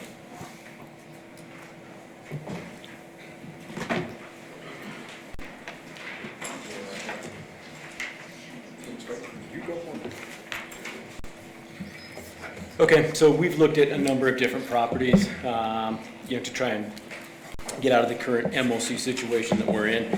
This property came up on the market some time ago at about $1.6 million. The price was then subsequently lowered to $1.5 million, roughly. The seller was willing to extend us a price of $1.3 million. As we talked to him about it, we came back, as you guys know, with an offer of $1.2 million. They came back at about $1.295 million or whatever the number is that you see there. I don't know that it's necessarily going to get any better than that. I mean, I do think our appraisal came in at just over $1 million. They had another buyer that ultimately fell through because they didn't think the facility would work well for what they were trying to put there. We're told that appraisal, at least part of that appraisal, came in a little bit higher. We weren't really able to get a hold of that appraisal. We got a couple pages of it. What we did see doesn't really show a $1.3 million appraised number. So from that perspective, this property is slightly above market. It's the best alternative that we can find currently. I think we've done what we can to push the price down. This seller is certainly not in a hurry necessarily to move the property. It's been on the market for a long time, and they've just kind of been unwilling to go down lower than that. We do have the funds, though, I think, to do it, and we feel like this is a reasonable long-term solution. So that's how we got here price-wise. I guess what I would follow up with is that council, after the last meeting, had several ideas and other things to potentially look at. We explored those as well, couldn't get anywhere with any of those. I'm sorry, explored what? Explored some of the other properties at council when we advised you in exec session of the slate of possibilities. You guys had a couple of other ideas too. We chased those down to no avail. We've been diligently trying to find either this or you push this price down or find an alternative. And I think we still do feel like we couldn't purchase land and build what we need for less than this. Mr. Mayor, can I ask? Is there a question for staff? Well, can I ask the mayor a question? Sure. I know there are a number of people waiting here for VRBO. I really think that this price is too high. I would, if it's too soon for a motion, I understand, but I think staff needs to go back to the seller. I'm not agreeing to this. It's too high. It doesn't give us any leeway. If they don't want to sell, we'll find someplace else. Thank you, Tony, for that question. Is it appropriate time to say that, or do you want me to wait? Typically, I'd rather we go to questions for staff, because I think But I mean, is it a point where the reason I started this with people are waiting, if we're just going to put this off and say no, and there's a consensus for no now, do we need to ask a lot of more questions when I think at the very onset this is way too high? But if I'm in the minority, then I guess we can keep asking questions for another hour.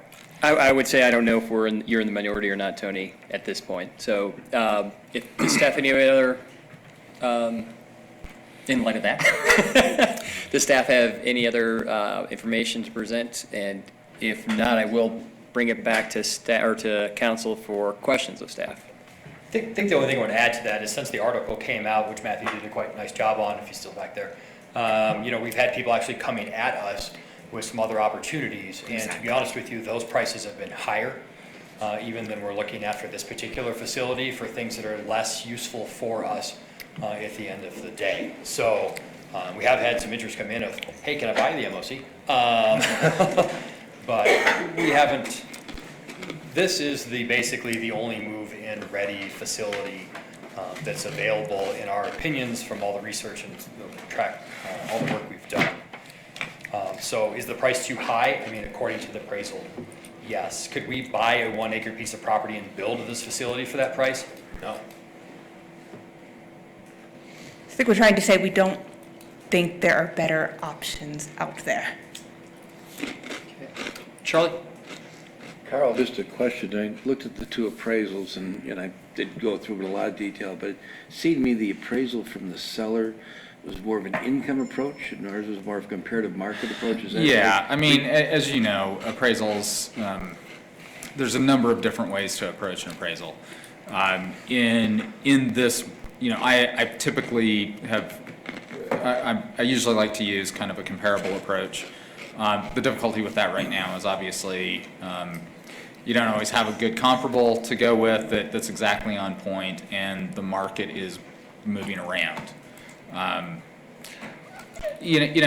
just, while I understand that it's easy to just say go back and tell the seller, I don't know where else we're going to move to, and I'll just be blunt. Which is why so you're right. I think they use two different methodologies. I think the reason they shared part of the appraisal is it's, they're getting a little bit of a premium. And I could see where, I just lost it, their approach, the income approach that they utilized. I understood what they were saying and why, but that would be one of the reasons we have two different appraisals here too.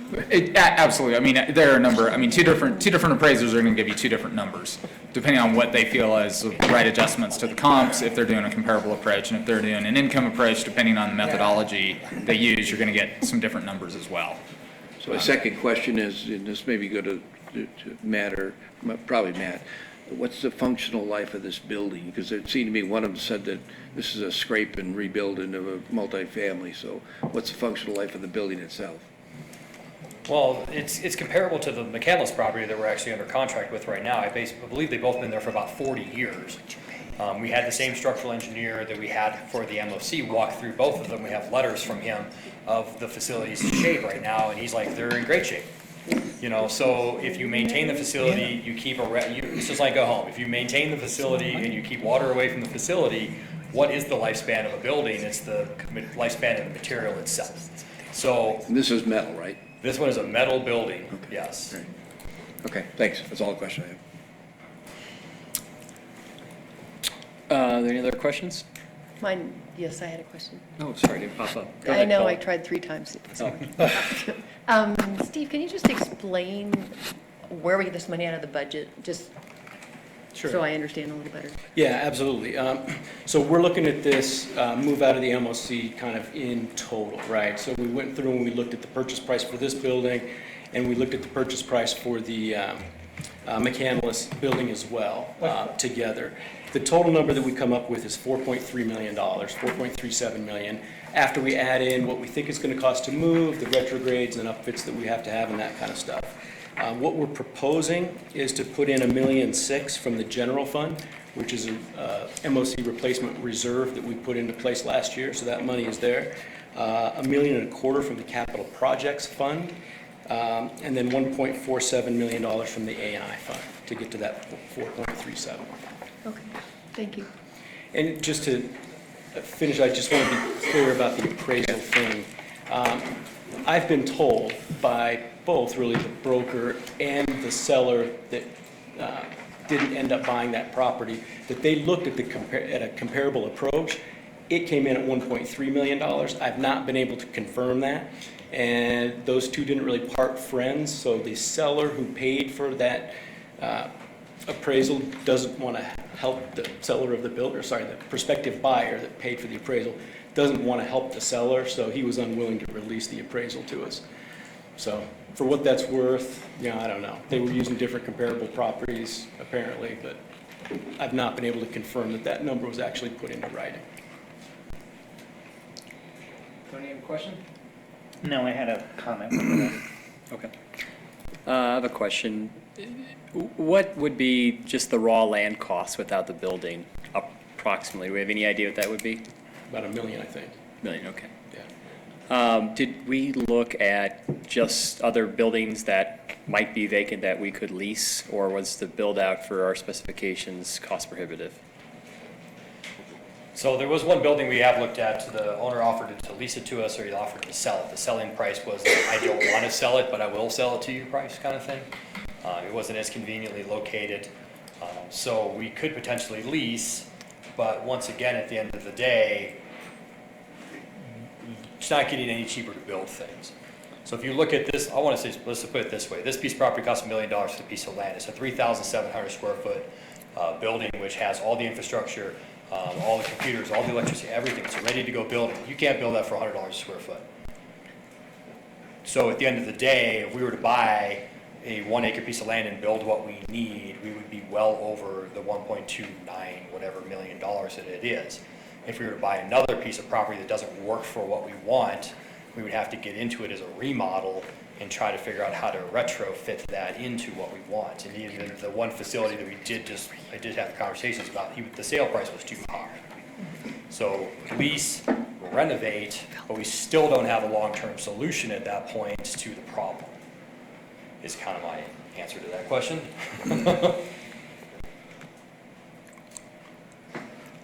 Okay, thank you. Are there any questions for staff? Just one question. It seems like when we talked about this previously, with Brian Smith was in the room, I thought there was talk about it being more of a temporary location. So has it been decided now that this would be a long-term location for Parks and Rec? I don't think it was meant to ever be temporary if we gave you that impression. Okay, well, we talked about that the property might future be used for housing or something, multifamily or something like that, so. I think that was got something you guys impression. brought up as a good, like maybe a better option for the property. Okay. Because of the neighborhood. And I think at one point we had talked to these guys about leasing this property. So the Okay. conversation came up, okay, what if we lease it for a year, a couple of years, but we're not able to actually buy it? You know, if it's a temporary facility, then what? So I think we did have some of Oh, I that see. conversation too. Okay, thanks. And they were not willing to engage in a lease? No. Okay. And if we, I do believe we, at one time when we were talking about this originally, we talked about we would need to make an addition onto it. Is that correct, or is it going to be good? So in the back of the property, there's enough space for us to, put a little lean-to or something, just for sort of vehicle storage and other kinds of storage and stuff. So it wouldn't be probably a whole separate structure. I mean, at least I think that's the thought process right now. So tens of thousands, not hundreds of thousands? Right, and that's accounted for in the numbers that you're looking at right now. So it's not in addition to the actual building, it's a secondary facility where they could put a few more items internal or covered. All right, any other questions? Is there a light blinking? There is, I'm looking at the computer screen though. Hey, I'm looking at the summary of comparables, which is one of the attachments here, and I just had a couple of questions. I hope they're not too naive, but it seems like every sale and every listing there has a unit price per square foot. And this doesn't have a unit price per square foot. Do you know why that would be, or? You look at the Vail Bridge one. I was just telling Carl. Yeah, which page Yeah. of the appraisal are you looking at?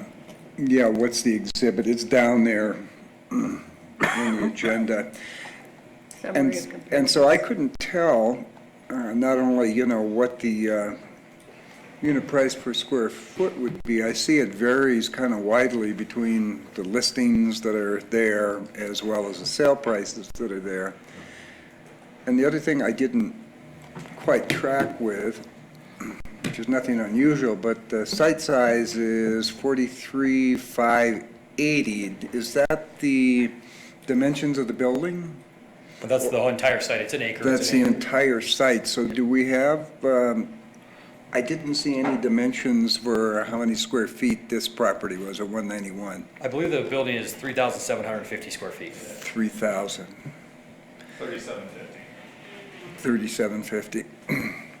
So comparatively speaking, that's about $342 a square foot if you just apply it to the building. Roughly. So in your calculations, 3,750 square feet minus the lean-to that Steve was just talking about would meet our needs.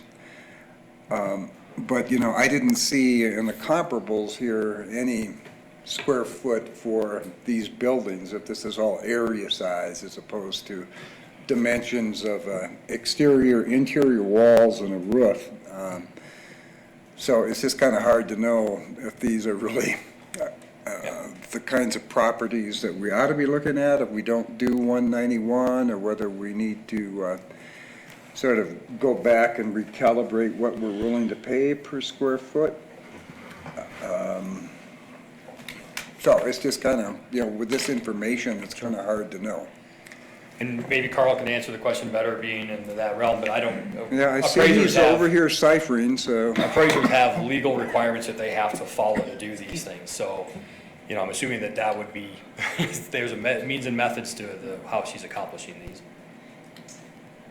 Yeah, I mean, if you, without going through it in a ton of detail, at roughly page 26 of the appraisal, you see the breakdown of the cost comparison, where they start talking about land, and then the cost of new construction, which frankly I think is a little low, but that's okay. Depreciation factor, to come up with a number to apply to the improvement of the 3750, and then you see then that it is added into that land comp value as well, to come up with that $1,044,000, just rounded to $1,045,000. So that's really where you see that going on. So in any of these appraisals, what the appraiser is doing when you're looking at a comparable is they make certain adjustments in their professional opinion to shift that comparable so that it is totally comparable to the property that you're looking at, and then run through with those adjusted numbers, which is what you see in the table up, 15 pages ahead of that. In yellow, you see that table where there are adjusted numbers for each one of those comparables that are as close to being the same thing, because obviously every property is a little different. And then what they do down here, page 26 is really talking about, how does that land value and then the improvements on the land value come together to give you a total appraised value. So that's the best answer I have for you. So from my standpoint, I have to rely on a certified appraiser who can understand what adjustments they need to make within the general, practices and requirements of their profession, to make those adjustments to those comparable properties, right? So to get us to that point. And what I would say is I would agree with Matt. I think $100 a square foot for construction, probably $50 a square foot low for new construction of that style of a building. We just did the 7,200 square foot storage facility out at the wastewater plant, and that was $60, $65 a square foot. And then add foundation, it was $100 a square foot, and it is an open building. Right, so that doesn't include mechanicals, anything No for heat, no water, no electricity, offices, no anything. electrical. Anyway, that's why I feel like, so that's one place where if I had a criticism of the appraisal we got, we were probably low on that number, based on our experience in construction in the marketplace today. But I guess what I'm saying is I have to just rely on the appraiser to know how to piece it together, and Steve can probably speak to appraisals as much as I can. Yeah, just my point is that, I get all of that, it's not necessarily a science, there may be some art in here as well, but, just for the dimensionality of the building itself, I'm not knowing, looking at this chart, whether it's a good deal or not. And, If I can interrupt real quick, because I don't want to get into comment section right now, but I do have another question. If we do not approve this evening, what are your options tomorrow and next month? Can you bunk up with, Well, do you cover, like double bunk? So I would say from this standpoint, obviously, we'd go back to the seller and say, look, we don't have approval to agree to the contract at this price, see if they had a revision to that. I don't think they would. I think actually may have a backup offer on it. The outside of that, we just would keep looking and hoping something came on the market. I think we would start to look for a short term, something we can lease that we can squeeze into for a year or two, or whatever that lease agreement is. And most commercial businesses are 3 to 5 years. We would start doing that kind of research. We're trying to find more of the structure is good, the land is good, we can use this for quite a long time, not what we currently have kind of situation. And we can make the site work for us over time. Is 191 soccer field exactly perfect for what Parks would like? No, there's some site stuff they would like to do, but it can be done over time. They can put it in a budget for 2020, 21, 22 and do those things. It's basically move-in ready. Put some tables in there, fire it back up. It already has city broadband to it. And the capacity for the storage internal is everything that they need. And they use the wastewater storage facility a little bit, so they can leave some things down there also. So it's move-in ready, I guess, is the end comment on this one. And anything else that we've looked at is not exactly move-in ready, and sale prices are not super friendly. And that includes that granite building that you talked about? Yes, I'm actually meeting with that gentleman tomorrow. But that's not the perfect building for us. It's not a spectacular location. There's only one way out. It would need to be modified, and the sale price was pretty high. But you're meeting with him because? You might say no. Allowed to say? Well, I mean, it sounds like. His owner of that building is interested in discussing the MOC.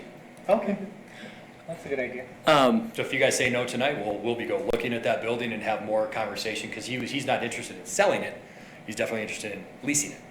Well, that was the guy you were talking about who doesn't want to sell. Absolutely. Mhm. Go ahead, Paul. So estimated lease costs month by month for the next 5? We didn't get that far into the conversation. That building has restrictions to it that we would need to either look at and we could live with for a duration of time, or we would need to see if we could do some tenant modifications to the building and spend that money to do it. I'm just trying to get a sense of if we're leasing something for a year and we compare that to the cost of this building. I heard rumor that he wanted $4,000 a month for that building. Great. It is 4,750 square feet. That seems actually kind of low. Okay. If this doesn't get passed tonight, what is the timing of drop dead? We're going to get our people out of the MOC. Has that been discussed? Basically, for electric, fleet, SWAT, and streets, yes. We have not had that discussion with parks because they're more integrated into that building than some of the other facilities. So we're basically shooting for 60 to 90 days. You will be extending the time that we either have to stay in that building or we have to operate probably, in a patched up situation somewhere. Mm-hmm. And I don't think building costs are going to go down in the next couple of years. Of course, I don't have a crystal ball. I don't know that that is true, but. Steve Davis? The contract says that you'll close in 30 days, which is great. I mean, that's not always the opportunity that you have when you purchase a facility. But would you be moving parks out of the MOC within shortly after that, after you take possession of this building? Yeah, we would be doing the same thing we're doing with McCandless and meeting with an office supply furniture kind of place, going in, setting up what we need because it's empty. Can we move anything out of the MOC? A lot of that's kind of beat up. So we're kind of looking, what do we need to move in to get everybody in there? So all that work is kind of pre-done. And that facility, like I said, is kind of move-in ready at this point. Once you get the office furniture in, get the computers moved over, fire everybody up, get the telephones done, move the stuff out of parks and move it into their new storage facility, you're basically there. So my mind tells me that really once this contract's executed, you have 30 days, probably 45 would be plenty to go buy some office supplies and get a telephone hooked up. And the company we've been working with, they've been turning around costs and layouts and everything. They come measure for us, say, this is what your options are. So they've been turning that around really quite quickly for us from McCandless. That would be your goal, though. So when it's signed, we're attempting to get that in the first week, basically set up. We're fortunate in this one in that it's empty, and it turns out because we're pretty solid buyer, most sellers are comfortable with us doing some pre-work that you might not normally do. There's not a ton of contingency. We've been over, Matt has done, and Steve have done a great job on doing diligence ahead of time so that we can have these short fuses and be comfortable. Yeah, and the building is vacant currently. Any other questions for staff? Okay, seeing none, I'll take it to the public for comments. Row. That'd be great. Come up, give your name, address, and 3 minutes. Monroe Wilcox, 1451 Walls Avenue. One thing I didn't hear everybody talk about is the cost of moving if we go short-term and lease someplace, and we cause these departments to move multiple times. I'd be interested to hear what the cost is for that and factor that in. That's it. Thanks.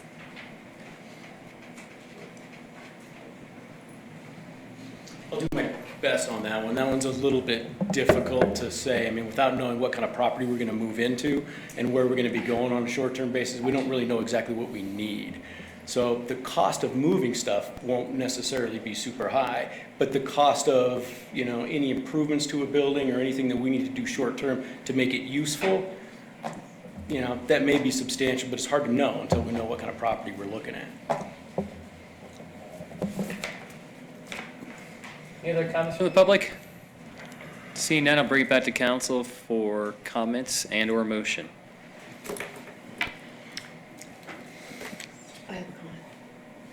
Are you able to click with that? I keep. Go ahead, Paula. My little Sorry. thing doesn't work, sorry. All right. All I can refresh is mine. withdraw my request. Where do you see that? Go ahead, Paula. I just want to point out cost, just the fact that it's a $250,000 difference from the estimate and the asking price, right? Am I getting that right? Yeah. And if we look at leasing, and you're saying leasing is 3 to 5 years, and that's $50,000 to $60,000 a year based on that $4,000 to $5,000 cost. I'm throwing a bunch of estimates in there. 3 to 5 years at $60,000 a year is going to be $180,000 to $300,000 that we're going to be putting money out and not having ownership of a building. I just want to point out what we're talking about cost in comparison and what we're saving money. I'm a save money kind of person. Obviously, you guys are kind of getting that. So I just think that should be weighed in our thoughts on whether or not we approve this building now and go ahead and purchase it, or say we're going to put this off and not knowing really what's out in the future for us other than a potential to lease one building at this point. And I do think it's really important to get these people out of the MOC. So that's my comment. Thank you, Paul. Charlie? Yeah, I guess the whole concept of having to buy buildings because another building is falling down is just galls the hell out of me. I just don't know any other way to put it. On the other hand, I agree with exactly what Paula did, because I did the same analysis, and going out and leasing a building that may or may not work for us, and we may have to put a bunch of leasehold improvements in there, basically money gone, they go into somebody else's building, just doesn't make sense to me. And I think the safety of our employees has to still be the primary factor that we're in. I think some of the problems we got with the MOC is, in the past, there wasn't sufficient monies to do things exactly right, and that's why we are where we are today. And I know appraisals will have to know that sometimes they're good and sometimes they're not. The real issue is a willing buyer and a willing seller. And we may not be, we're a willing buyer in some respects because we do need the building. So I move that we approve the purchase and authorize the mayor to sign the contracts to purchase this property. Second. It's been motioned by Charlie, second by Steve. Is there any other comments? Is there any flashing lights? Or? There are. You're in a line. Tony? I understand, I agree with everything that Charlie and Paula said. I understand the importance. I just think I don't know that this is the greatest location. I understand this rush, and if I was a landowner and I heard the city or any government entity with the money to spend was interested in my property, I don't know that I would give them the best deal, but I understand how appraisals work. But I just think there are other I understand this priority. It does gall me too, Charlie, that we have to do this on this rush thing. But I'm not going to vote for this. Thank you. Thank you. Steve? I don't really need to say a lot. I think, there's wants and there's needs, and this is a need, and we need to get out of the MOC as soon as possible, and this is our best way out. Charlie's right. I've seen a lot of appraisals in my lifetime. Some are good, some are not. They do not establish the value of the property. What establishes that is a willing buyer and a willing seller. And this guy's a willing seller at that price, and I'm certainly a willing buyer at that price. And you cannot, construction, you're going to go build something. Those prices are escalating rapidly, and there's no way you can build anything for $100 a square foot that has heat and plumbing in it.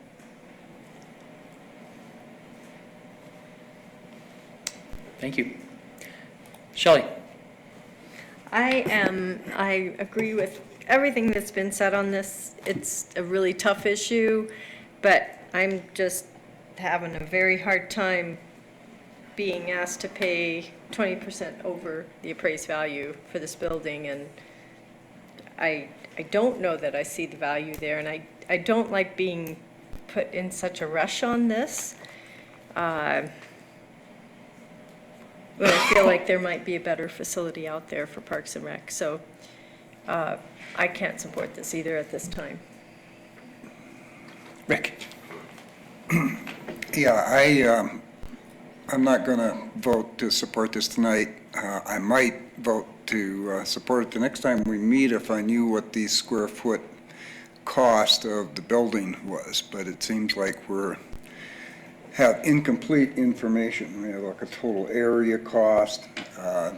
I agree with whatever comments have been made that talk about being physically prudent, and I just don't feel like I can be that until I get that bit of information. In fact, I'm kind of shocked that any appraisal wouldn't factor that in the data that they present, because that's what we're really doing. I mean, it's nice to have a big, large area to park cars and vehicles, I get that, but, it's what's inside that building that really counts. And the comparables here, I can't really, put that adjective to work. I mean, I can't compare these properties to really understand whether we're protecting the taxpayer. Now, that doesn't mean that I won't change my mind if I do get some more data, but I thought there were a lot of good comments here. I think Paula's idea about leasing, may be a possibility. And I understand it's a seller's market, but we had a long discussion a couple of summers ago about, sort of being taken advantage of because we were telegraphing our intentions, and the jury's still out on that. I know that that probably won't make the seller happy to hear that, but I think the 20% variance is also too much. So thank you. Are there any other comments? I'll make mine. Absolutely came in tonight after seeing these appraisals, and I agree with everything Shelley, Rick, and Tony have said. I think overpaying on the appraised price, at least my experience on this council has been we pay the appraised price, and that is what is fair for the buyer and the seller. I think if it deviates as dramatically as it does, I don't think the taxpayer is getting a fair shake. I don't think it's fiscally responsible. That being said, we have staff. I know we all care about staff, so this is not a comment that anybody does not care the utmost for our staff. So please don't take it that way, but I think if we have staff that are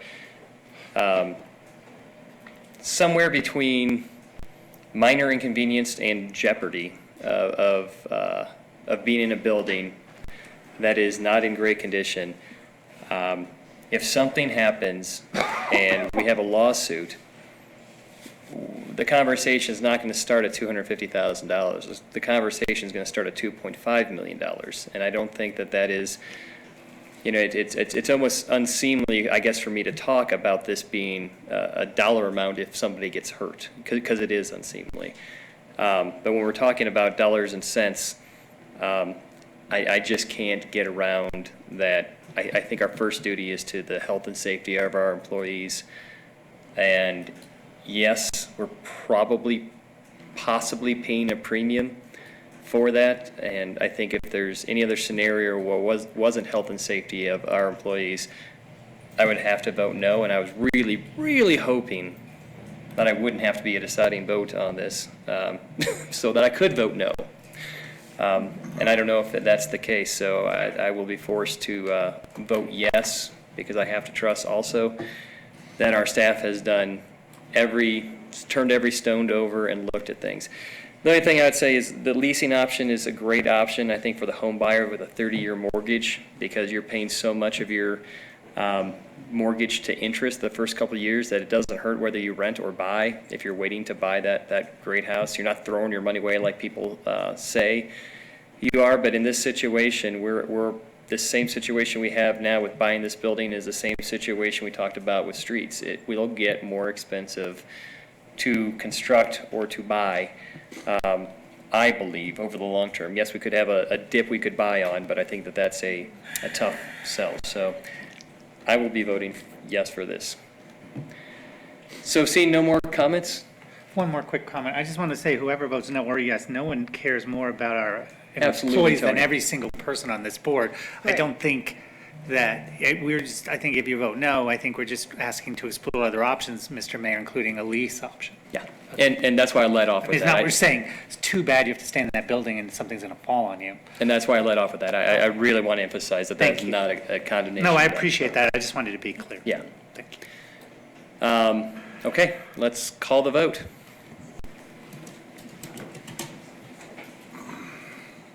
Hershey, no. Step, yes. Davis, yes. Goldish, yes. Cout, no. Voorhees, no. Willman, yes. Motion passes. Well, I am so glad vacation rentals is going to be easier than that conversation. Mr. Mayor? Can we take a brief break? I would entertain a 5-minute break. Let's come back here at 8:23. So happy you think so as well. I appreciate it. No.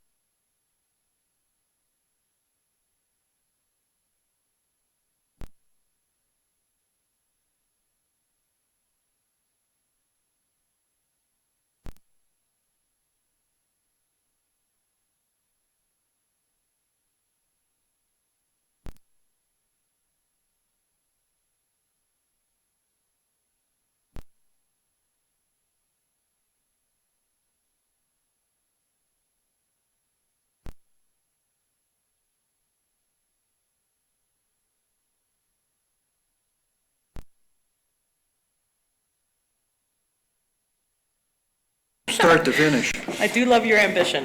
Hannah Klausman, Community Development Senior Planner, to talk about the most recent proposals for vacation rental regulations. So I always present this to you. This is the background. So the thing that I've added is May 16th, City Council held a work session to review Planning and Zoning Commission's recommendations. And the proposals that you got to on that date are what we are presenting tonight for review and discussion.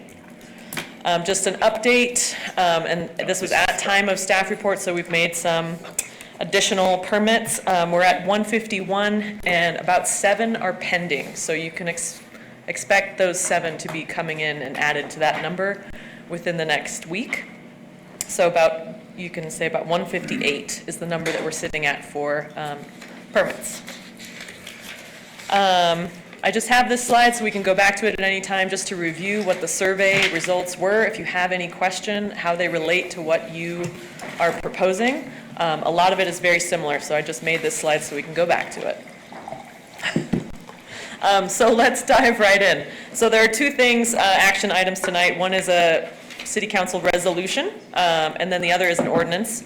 The resolution is addressing those items that can be changed as conditions of the permit, and the ordinance is going to be dealing with those things that refer to changes in the actual code. So the permit fee and building inspections and occupancy are the 2 items on your resolution. And what was discussed at the last meeting as being proposed in this resolution is an initial permit fee of $300 and a renewal fee of $150. The renewal coincides with the business license and occurs on odd years, so every 2 years. The building inspections and occupancy, what is being proposed and is on the resolution, is bringing back the building inspections at time of application as well as renewal, happening every other year.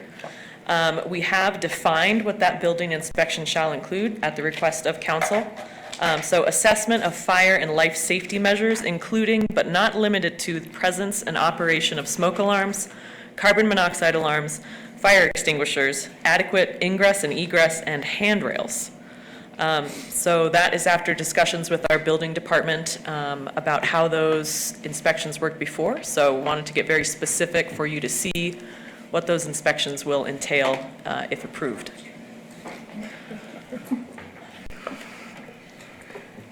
So the ordinance items are a little bit lengthier, so we'll go through these. The multifamily building limitation is proposed to be reduced from the current level of 25% of the units being allowed to be vacation rentals down to 10%. So that is single owner multifamily buildings only. We also have a numerical limit.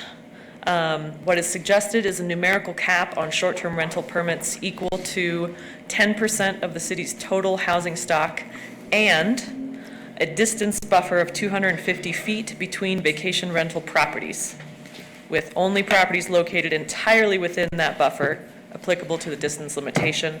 I do have some images if you want to have more of a visual of what that looks like. On to the general improvement district. This was some new suggestions from last time, so go through them so that everyone's clear. So specific to the GID, short-term rental permits in this GID shall be limited to 30% of free market residential units from the Garfield County Assessor. Staff did take time to work with the Garfield County Assessor to come up with that number for you, which is 186 residential units. Currently, they did want me to convey that this is not a perfect number and it changes from time to time, so definitely not exact. A maximum of 2 vacation rental permits per single owner multifamily building. Again, this is only in the GID, so does not match up with the other limitation. And no distance buffer between vacation rentals within this area. So that is for the new GID proposed standards. We also have the violations and penalties. So recommending a new schedule for fines upon violations of vacation rental regulations. First offense, $250, and going up by $250 up to the maximum of $1,000. New is nuisance violation limitation. So this is kind of an extension onto the violations and penalty. Upon conviction of 3 nuisance violations within a permit cycle period, so 3 within 2 years, as included and defined in sections 110 and 120, which refer to trash and noise, weeds, wildlife and animal, a vacation rental permit shall be revoked. Once revoked, the permit shall be prohibited from reapplying for the next permit cycle. So they would not be able to reapply for the next 2-year cycle. After that, they could, as this is written now. Let's see here. So number 6, director authority. So this is a small change actually in the code, an amendment to Title 70 to add the following language, except as provided elsewhere in this code. Our vacation rental regulations have had it in the code that the director has the authority to revoke the permit if the permit violations, or if the permit conditions are violated. That's a very important language right there. It has never just been that the director can revoke on a whim. It is only if permit conditions have been violated. So we're adding language except as provided elsewhere so that that stands on its own and is separate from other violation and revocation language in the code earlier. We also have neighborhood notification. So we've written this up: upon receipt of a vacation rental permit issued by Community Development Department, the applicant shall be responsible for providing mailed public notification of the permit to owners of all real property within 250 feet. The applicant shall provide certification as well on format established by the director. So this, to be clear, this is a notification after the permit is issued. So it's notifying people within 250 feet that there is a vacation rental, contact points, and also serves to notify that people within that boundary are now facing a limitation on their own ability to have one if the 250-foot buffer goes through. Responsible agent location. This is a small tweak from current regulations. We do ask permit holders to list, for short-term rental category, to list a local responsible authority, but this is actually attaching a distance to that authority, to that agent, so that they be within 30-minute distance of the vacation rental property, and available 24 hours per day, 7 days per week to serve as the local agent for the property. Lodging tax submittal requirement, use it or lose it clause here, requiring that permit holders must submit lodging taxes during the 2-year permit cycle, and if not, if they report 0 in the lodging tax, they will not be eligible to renew for the next 2-year permit cycle.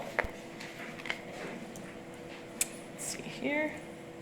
All right, so taking those, staff actually did present you with some recommendations for the first time on vacation rentals. Taking what you guys talked about it and applying a little bit of how it would actually be implemented on our side and some staff time. So we made recommendations on the permit fee, neighborhood notification, the numerical limit, and some small changes to the GID specific standards that were presented. So after reviewing all of these new proposals, and taking into staff time for our department as well as the finance department, or GIS department, and police department, which would be involved in some of these regulations, which I outlined in staff. Staff is proposing a recommendation of short-term rental category, so this is category specific, short-term rental of initial fee of $500 and $300 for a renewal, and the accessory tourist rental at $300 initial and $150 renewal.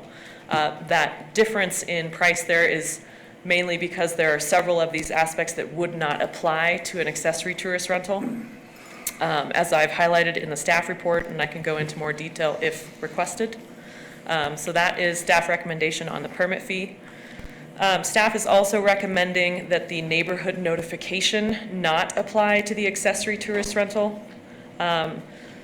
Several aspects to that. The accessory tourist rental already has on-site management that's there at all times. It's actually not allowed to rent it out without that person there.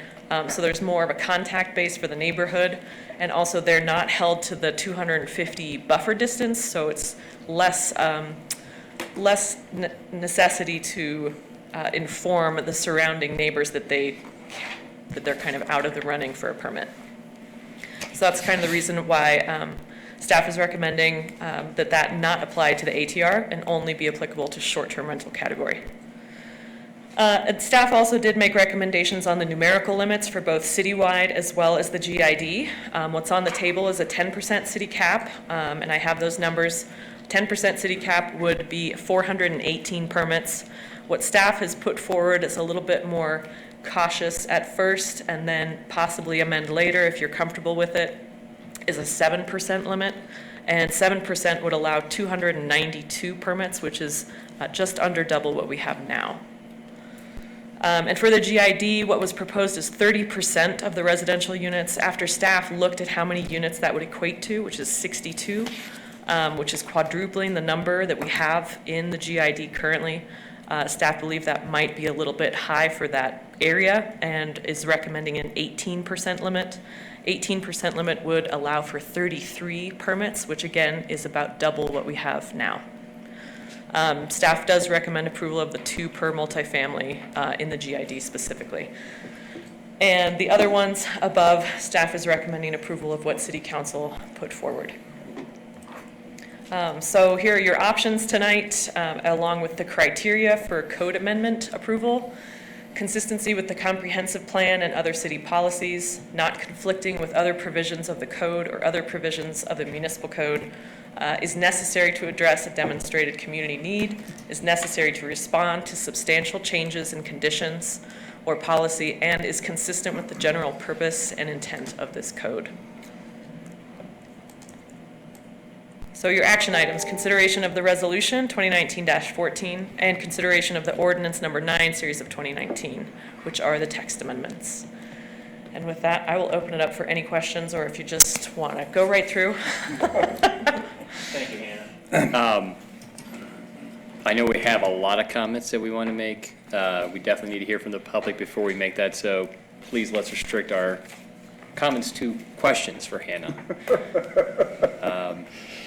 We didn't have any comments or questions, Mr. Mayor, if that makes you happy. I am happy for anybody who has a comment or a question. Mostly a question. Paula, go ahead. There was some question about whether or not there's a cap right now in place on how many nights, either short-term or the accessory units can be rented over the year? Is there any kind of cap? We do not have that currently. Okay. There are other municipalities that do implement that type of cap. Okay. But not us. Thank you for clearing that. Mm-hmm. Any other questions? Oh, sorry. Wait. Go ahead, Rick. Go ahead, Rick. Oh. Charlie, you're next. So just 2 quick questions, Hannah. If somebody rents their domicile or this place that they have control over for more than 30 days, we don't consider it a short-term rental? That is no longer a short-term rental. We consider that a long-term rental. Okay. So I think maybe that's what Paula was getting at. I think there were in terms two of, you know, two different where do we things. draw the line between a short-term rental and a long-term rental? So earlier today, we talked, and I said I thought it was 30 days, but you could have been. I think they're No, two different I'm talking things. 2 different Hannah- things. Yeah, I'll clear that up. So we do not consider anything that's rented for longer than 30 days to be a short-term rental. What Paula, I believe, is asking is, do we have a cap, if you are a short-term rental, on how many days out of the year you can rent it as a short-term rental?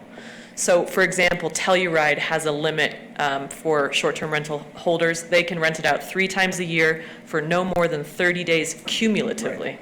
So 2 different aspects there. Right. We're on the same page? I think so. Okay. I think so. So the second question is, we currently, our capacity is what, about 4.5% of the total housing stock is short-term rentals? I didn't do the new numbers with our... Roughly? It was, when we had 150, at 3.6%, so just slightly above that now with those additional pending, almost approved permits. Okay, and then one of the proposals at a previous time was to do 10% of the housing stock as a potential short-term rental. And now, tonight, we're looking at sort of 7%. And so 7% would get us how many short-term rentals? 7% is 292 permits. 292, and currently we're at about 170? 157. 157, so we'd almost be doubling it. If Almost we went double, to yes. 7%. Okay, 292, did you say? Yes, 292. thank you. Thank you, Rick.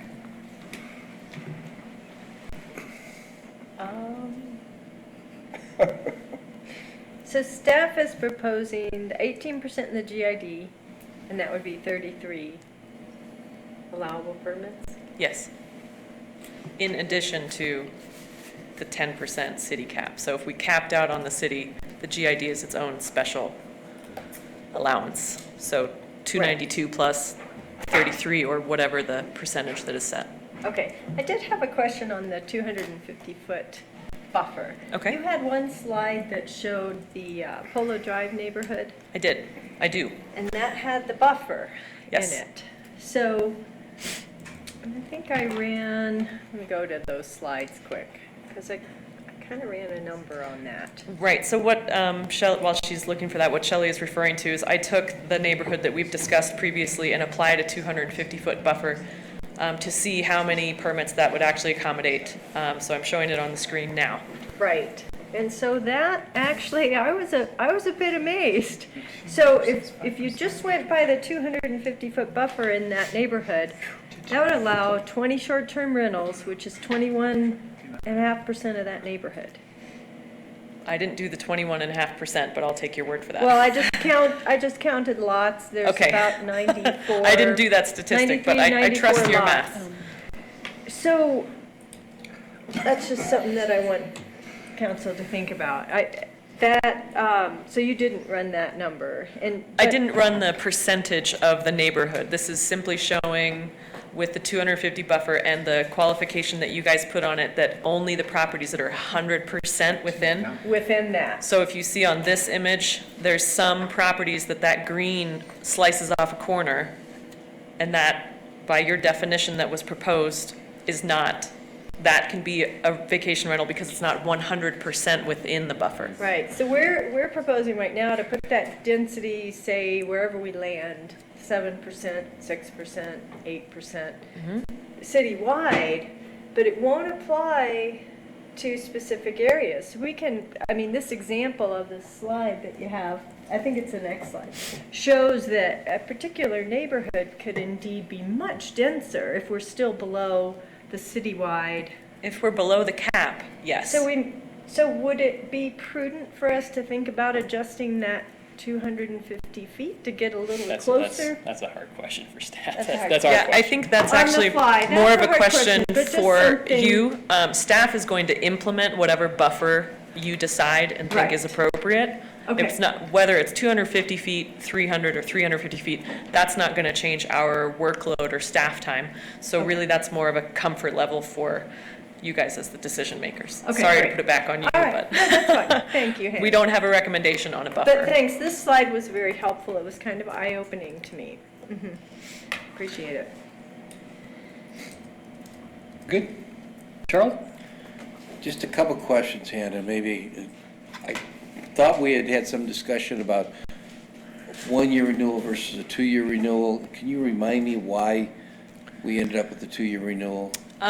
We have the two-year renewal, and I believe the discussion centered around the fact that we've always attached it to the same timeline as the business license.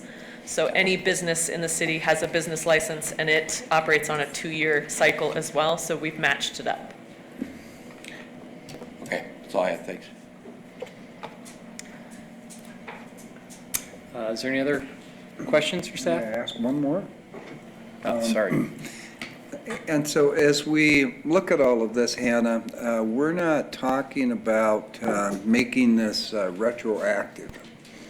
In other words, if you're in, you have a permit now, this consideration of action items would in no way take away your permit, It would unless not- you were a violator. It would not take away your permit. It would definitely impact you at renewal.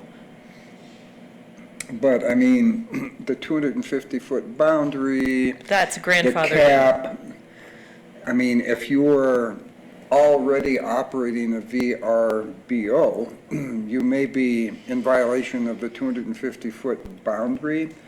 Right. But you're not going to lose it because of any No. cap that the council would. No one that has a permit currently is going to lose their permit unless there are actual violations, which has Right. always been on the books. We don't deal with that a whole lot.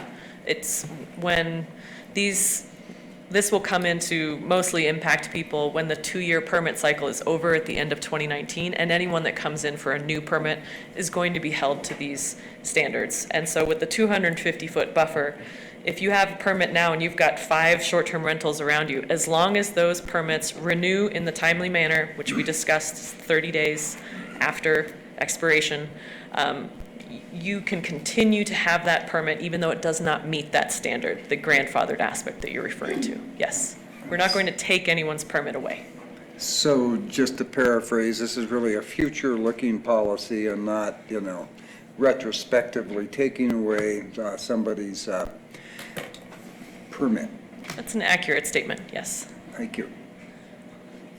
And if there Paula? aren't any more questions, There I are. have one thing to add after questions are done.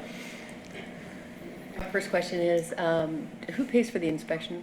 Is that part of the fee, or is that a separate cost to the? That has been considered as part of the application fee. Okay. And I hate to do this to you, but if we added another tier to the pricing, so if we said those who were year-round short-term rentals versus those who have a cap of 30 to 60 days, that would add additional time? My question is, how would that add additional time to staff? I had some time to discuss this with some other departments because it would involve finance as well as more department time from community development. So we do have on taxes that get remitted, short-term rentals report how many nights they were booked. It's not a requirement right now, but I'm told it could be a possibility on the finance side to tweak that so it could be. So that we could see that. That would really be kind of our only way of enforcing. There are several communities that have this. Telluride, Crested Butte, Lions, and Steamboat all have these maxes. I haven't discussed with them how they enforce it. It is kind of widely known that it's a very challenging thing to enforce and takes more staff time. It's adding a layer of complexity. So my response is it is doable, but challenging to enforce properly. To have a cap or to have a cap? And a To second enforce, to put a category that would say and this is discussing people who go on vacation or have a month where they, travel across Europe, hopefully, and want to rent their house out for that passive income while they're gone. Other communities have decided to allow that and put a cap that you have. I tell you, you can do it 3 times a year for however long, but 30 days maximum cumulative of those 3 times. How they track that is a question if this was to be put forward. Staff would definitely be seeking to have a discussion with those communities that already do it. I just did a very brief discussion with finance and my team on how that could happen. So the answer is it could. It might not be perfect. Or Can I just close jump to in? perfect. Can I ask a clarifying question on that? Sorry, and no, I'm jumping ahead, but have we had, in your estimation, a number, how many people have asked for, hey, I just want to rent out my place, I'm going on vacation, I'm spending the summer with my mom in the Midwest, how many of those, anecdotally, I'm not asking for a specific number, but is this a problem we're trying to solve that? I wouldn't say it's a large number. I'm gonna go to Jimmy because There you he's go. mostly at the counter answering these questions. How would your? We usually don't get that in depth, we do like to chat, but we usually get up to that specific. Thank you, sorry. Paula, go ahead, I'm sorry. No, that was, in our rules and regulations, there's no requirements at this time that any STR owner has to have liability insurance. No, we do not. Okay. Charlie? Nope. Nope. Withdrew it, sorry. Okay. Hannah, I have a question. Did you look at, I know Salida has a limitation on the number of owners, the number of units per owner of 1. Did you look at any other committees that I didn't had find that in the matrix that I had with any of the other ones that are listed there, that they had a limitation on how many vacation rental permits you could have. No. Okay. Not very common. That's amazing. Are there any other questions from council for staff? Okay. So I had one more thing yeah, to I'm add, sorry. just for clarity, no worries. So you have a resolution and an ordinance that are drafted with your proposals. Staff has made recommendations that are not included, so if you want to agree with the staff recommendations or you want to implement some of those, you'll need to include that as a change to the resolution or the ordinance. I just wanted to make that clear. We didn't put them in. Your proposals are in the resolution and the ordinance. Staff has included recommendations for your consideration. And would you put that recommendation, you had those 10 things, would you put it back on the screen before we take public comment? So the permit fee, neighborhood notification, numerical limit, and the GID. If you wanted those to be included, you would need to amend the resolution and the ordinance as written to include them. Yeah. Thank you.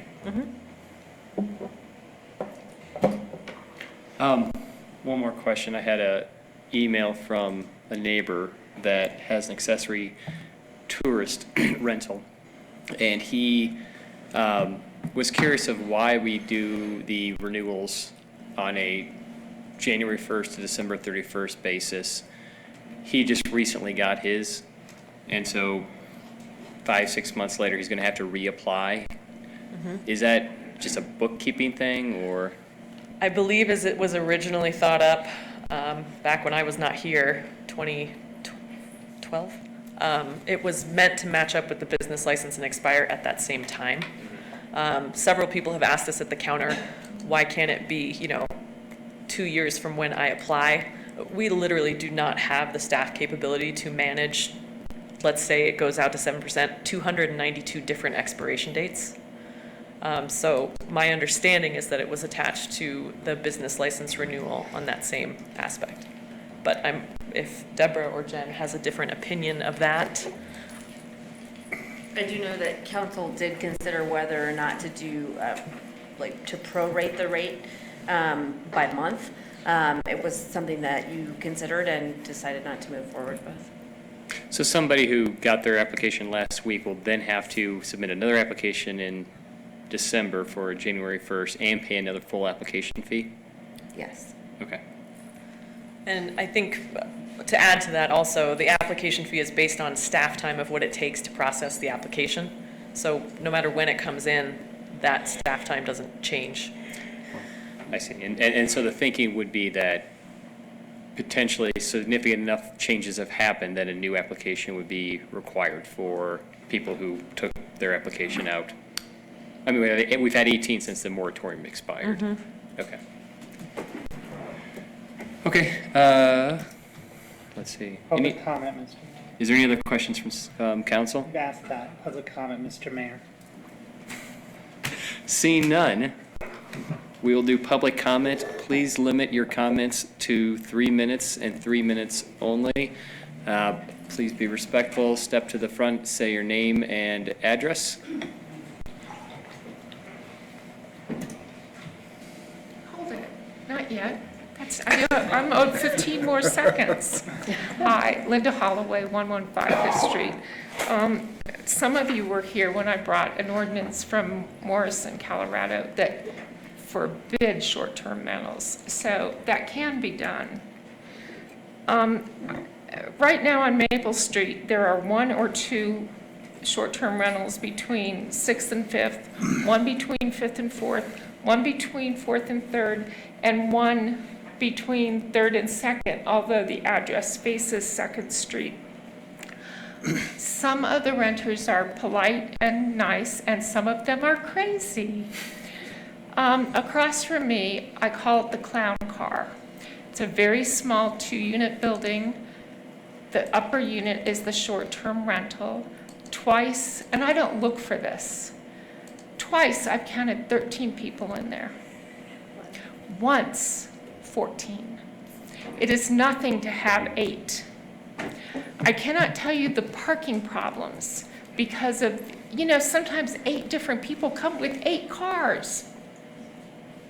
I think because this has been a mess for a while and it wasn't thought out originally, that we need to be protected on our parking spots.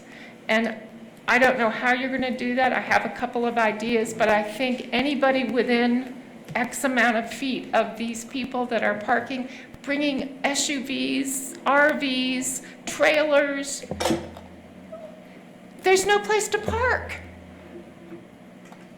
And that's wrong, and that should be in a part of this, because we all need to have an ability to park near the house that we live in.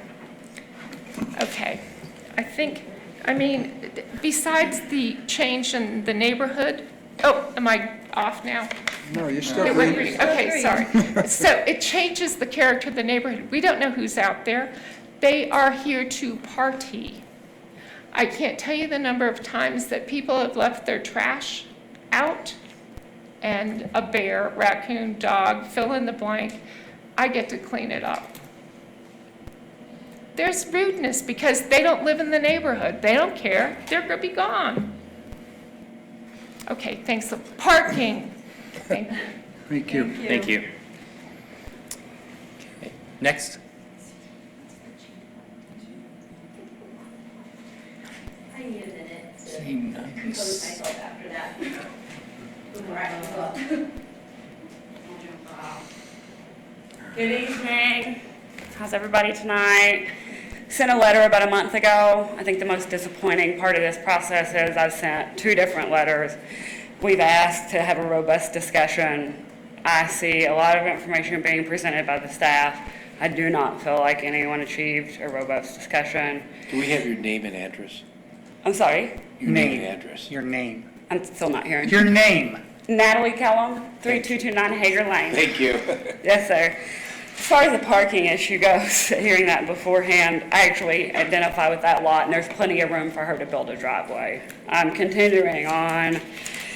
I feel like our ordinances are still a little short-sighted. I understand there's parts of the process that everyone wants to do for the future, but we still have questions about things like grandfathering and permits. I currently hold a permit. I have never rented my home. This is something that I keep in my back pocket because I think it is a good plan to subsidize my income if my family needs to do so. The general debate has been fueled by misleading rhetoric. We constantly are looking at numbers like 61% of people wanted. I was at this community forum. I watched children vote. I spoke in groups when people said they were from admittedly Newcastle, but they were more concerned with this being a housing and they couldn't afford to live in Glenwood. And I think that short-term rentals have gotten misdefined in a lot of ways. I think that as we went through the conversation, we continue to look at, we just don't have scientific data. We're not looking at numbers that actually result in tangible evidence to start these ordinances. Again, I've just been disappointed in the process. I have stayed on board and constantly tried to be available and communicate with my leaders. I understand you guys have your plates full. I can't imagine making decisions about buying buildings because your staff isn't safe. I can't imagine making decisions about there's being a strip mine coming to town. At this point, we aren't going to be worried about short-term rentals. They're not going to rent, and neither are hotels. All I ask is that we spend more time on this. I don't think that we've seen a threat from short-term rentals. Parking is our biggest complaint, and parking is the biggest complaint in every public comment of every business decision that you guys make. More time can be spent, this can be better tuned, and more questions can be answered that will establish a trust. I think people just feel like the rug is being pulled out from under them. In my home, I'm down to trying to decide what furniture to purchase because I was working towards an investment to use it, and now I'm not sure, looking at the numbers, that it would even make sense for my family fiscally. If we're talking about being able to rent our family, rent our home, if we have a family emergency, or rent our home to subsidize our travel, and we're looking at fees like this, suddenly it looks like, well, I can't do that either. I either can get a roommate or not travel at all. And those aren't good decisions for people to be in. I don't see the urgency. I look at the police reports, trash, bears, these things happen with Natalie. long-term rentals. Please take a little more time. Good evening. Thank you very much, Natalie. Yes, sir. Any other comment from the public?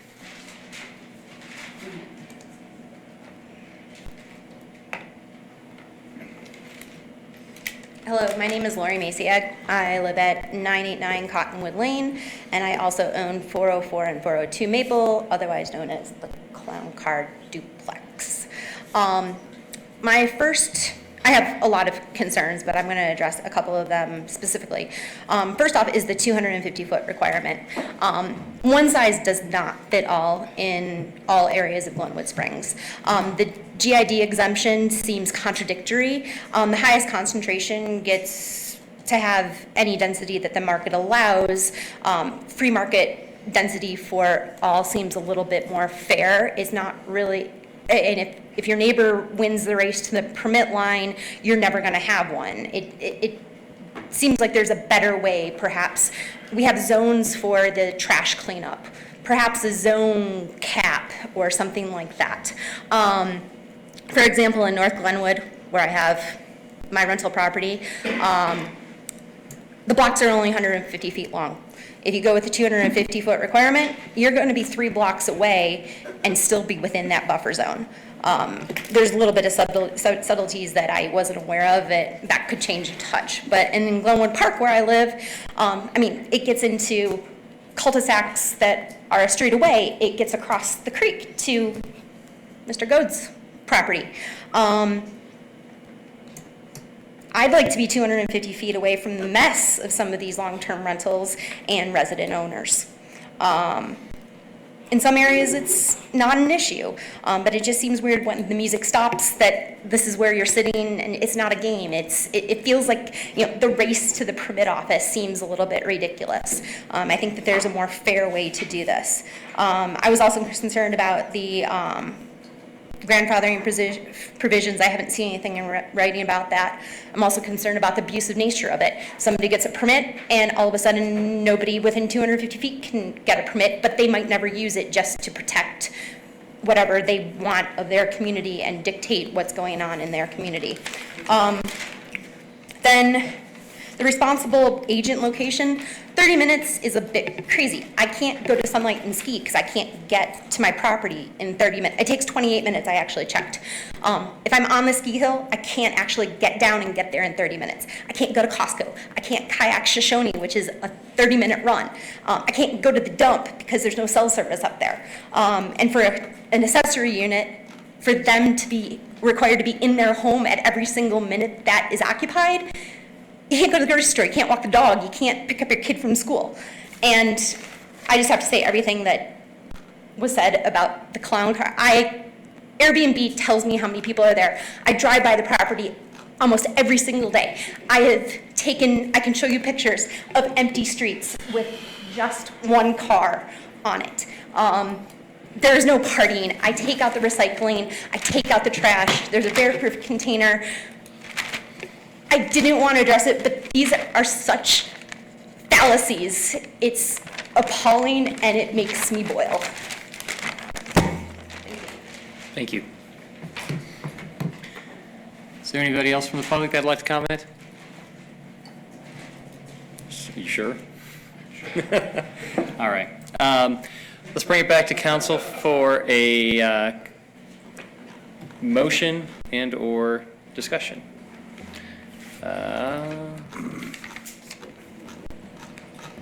Tony. I really appreciate people coming here. I think my comments in the paper that Mr. Bennett wrote were pretty clear this morning, that I think that the time for debate has ended. I think it's unfortunate that for whatever reason the moratorium was lifted, but I understand it. But now we are at a decision point. It is not fair to anyone in this community to continue to do this. So putting this off, as one person suggested, is not the answer. I also find it a little offensive to make fun of people and say, well, you should build a driveway if you don't like where you live. I have parking in front of my house. I hate apocryphal stories or anecdotal stories or personal stories, but I live next door to a of VRBO. And sometimes the people are super nice, but sometimes, as the first person who spoke said, they don't have a stake in this community, Mr. Mayor. And they were loud and noisy at 11:30 at night. And then when they came back from the bar or wherever they'd been at 3 in the morning, waking me up, the dog's barking. They don't care because they don't live here. We wouldn't be discussing this issue tonight if there wasn't a public outcry. And Natalie has repeated like 5 times now that a bunch of children made some comments at a meeting. I hear this, I get letters, I get emails, I hear from my neighbors, I get phone calls, I hear from my mother more than on any other issue, this issue. And it's because people care about this community. To so imply that someone doesn't care or wants to affect someone's property rights just to do it or to do a holding, I think is unfair. But whatever we do tonight, I think it's important that this council make a decision. I am not going to make a motion, Mr. Mayor, because I'd like to hear maybe from Ms. Kaup or Ms. Stepp or Mr. Voorhees, perhaps a motion with a number that addresses these issues. I understand all the concerns. It's not like this isn't the 10 Commandments that Moses is bringing down from the mountain, and here they are. If this, and I think staff has said that if this ordinances need to be tweaked, they can be, and we can make changes. But I think that the time to act is now, not just to give our residents certainty, but to give the property owners, the Airbnb people, our visitors, and everyone property. I've said I don't want to live next to a hotel. I don't want 3 or 4 in my neighborhood. It's not fair. And you know, that's why we've settled on this boundary or block as opposed to a block face. And I think it's a reasonable compromise. This is something that I'd be happy to look again in the future, but to put off this vote tonight, I think would be a bad mistake. So I look forward to hearing a motion that I can support, Mr. Mayor. Thank you. Thanks, Tony. Steve, I had you next. No, but- I can go next. Okay, go for it. Doesn't matter. You know, I honestly believe that we ought to keep it exactly the way it is today. I don't really think it's broken. I think that and I know I believe in the free enterprise system. And I think based on the free enterprise system that we've had in place, we actually had very few of these, and the inventory was quite small. We started this conversation, we had 75 units, and I didn't put the math to that, but it's far less than any recommendation that we're now looking at. But we've beat this horse to death for 4 years. We've debated it, we've redebated it, we've had a robust discussion with the public at the community center. We've had comments from newspaper articles written, and I was quite proud of this council maybe a month ago or 3 weeks ago, and we sat down and had a work session and actually put aside many of our differences and made many compromises, and I'm willing to go with those compromises.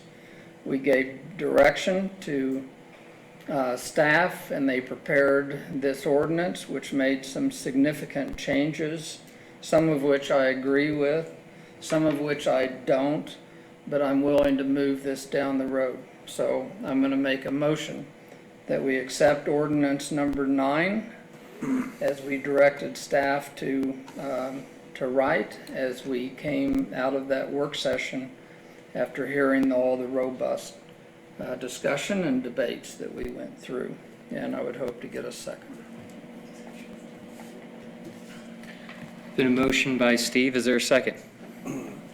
I'm going to second Steve's motion. I do have some tweaks that I would like the council to think about within that, and I'm just taking a look at the motion very quickly. Rick, so you did second it?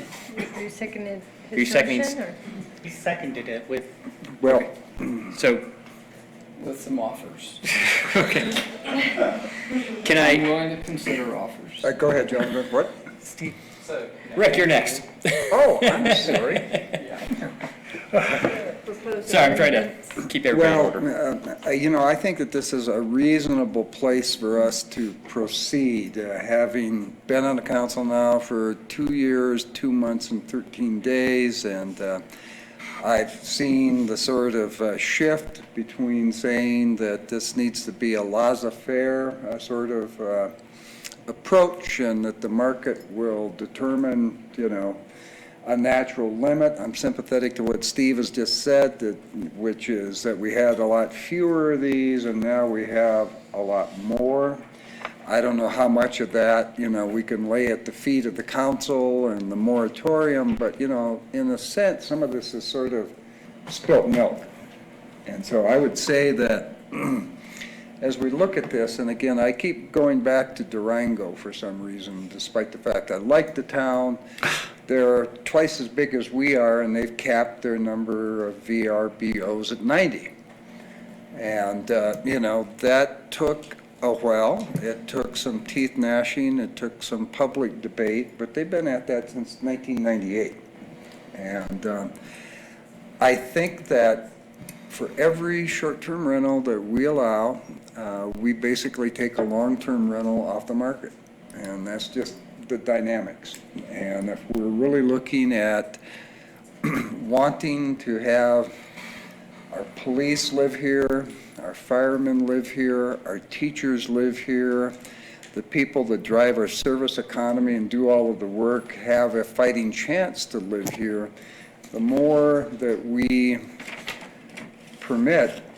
allow short-term rentals for short-term gain, the less likely we are to sort of get control of this town and where we see it in 5 and 10 years. And so I'm going to say that, I'm going to support the ordinance, but I would like the council to think seriously about the cap here. And it seems like if we had 4 point whatever the decimal point was as the current sort of limit, that's a reasonable sort of place for us to be. It doesn't hurt anybody who's currently in the business in terms of their personal private property, and future councils could go and change that. So I'm sort of arguing for the status quo in what we now have, as opposed to letting it rise to 7%. 7% sounds a lot better than 10%, but that's the sort of compromise that you get into in the public domain. You say, well, let's seize a number. We don't know where 10% came from exactly. It sounded reasonable in the political sphere. 7 might sound reasonable in the political sphere as well. But I think we ought to cap the number that we now have. It does no violence to anybody's property rights now, and it gives us a firm foundation to really look at the whole housing equation and what we expect for long-term rentals, what we expect for affordable rentals, what we expect for so-called attainable rentals in this town. And so I would say 7 is too high. I would go with 5. And I might even go with the current math as produced by Hannah. Is that a request for the motioner to consider a 5%? Or do we have more conversation before you ask that? Yeah. Well, no, I would ask us to think about not doing 7%, but to do 5%. The proposal is for 10%. I thought it was 7. No, the ordinance says 10%. 10%. If I can just clarify, the motion was to approve the ordinance as drafted in the packet.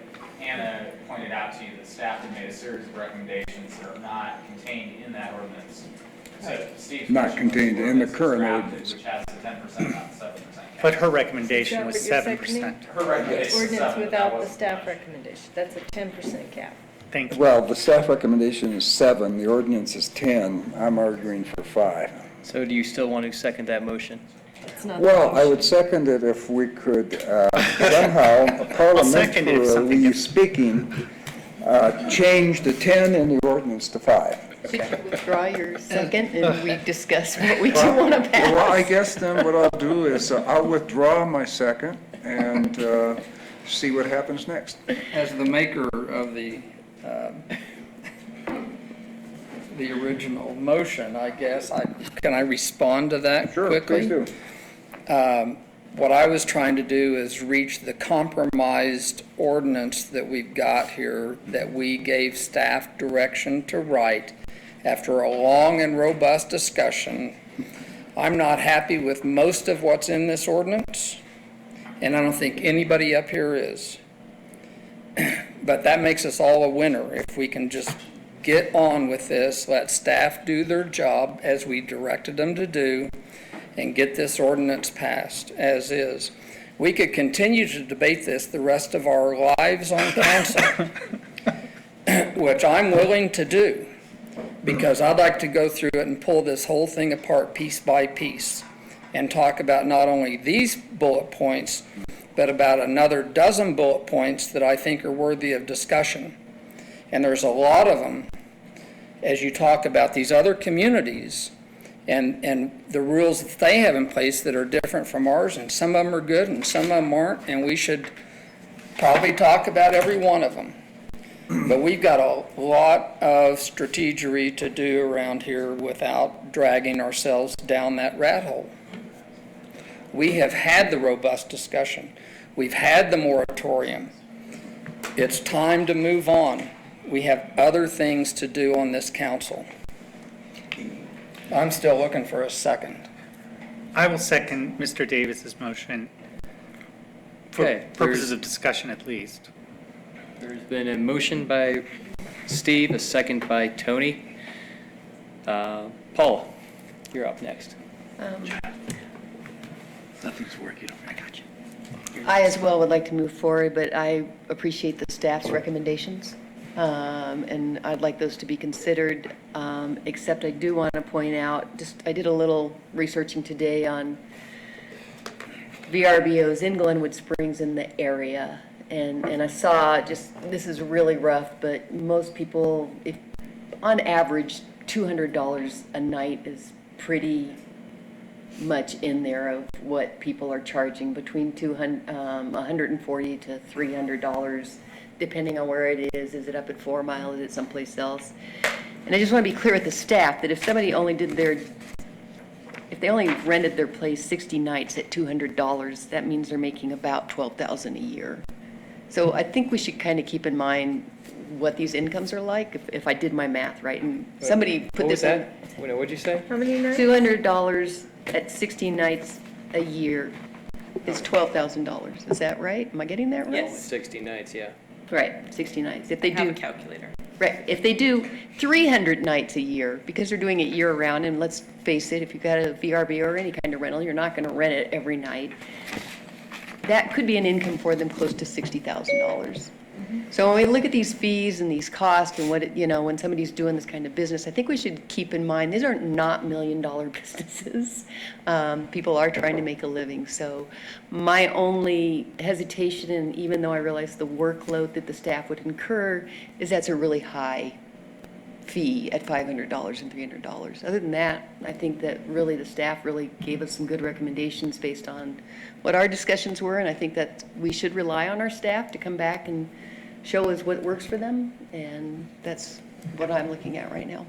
Can I ask Paula a question, Mr. Mayor? Sure. Does that mean you would support 7% or 5% or 10%, or where The are you? staff recommended 77%. I mean, I prefer a lower amount, it's just like Steve said, every one of these, there's like, oh, I want this, I want that. But you would go with 7. I'm going with what the staff recommends, just because I feel Which like the is, staff. my question is, which is 7%, Right, correct? it is Thank you. 7%, yes. So you'd like for me to amend my motion to include the staff recommendations? Without the increased fee they request. Oh. See, I'm all over the So map let's- as well, let- just because of the cost. Can I- I'm just can I- discussing. Yeah, it. can I make it to, before we start amending motions, Yeah. let's get stuff out on the table to see kind of where we're all at, and it might engender a whole new motion by the time we're done with it, or it might engender a couple tweaks to the original motion.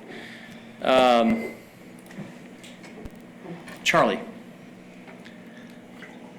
I'm really torn on this issue. I think that people generally have a right to use their property. And then as I pointed out before, the map shows that of these 151 units, about I'm just going to speculate and embellish and because I don't actually haven't counted them, but about 80% of them are in Ward 3. Part of the resolution that we reached back on May 16th was to say that more could be in the GID because that seemed to be more applicable and that seemed to be where people wanted to be. I received this week in the mail something that said unlock your home's potential.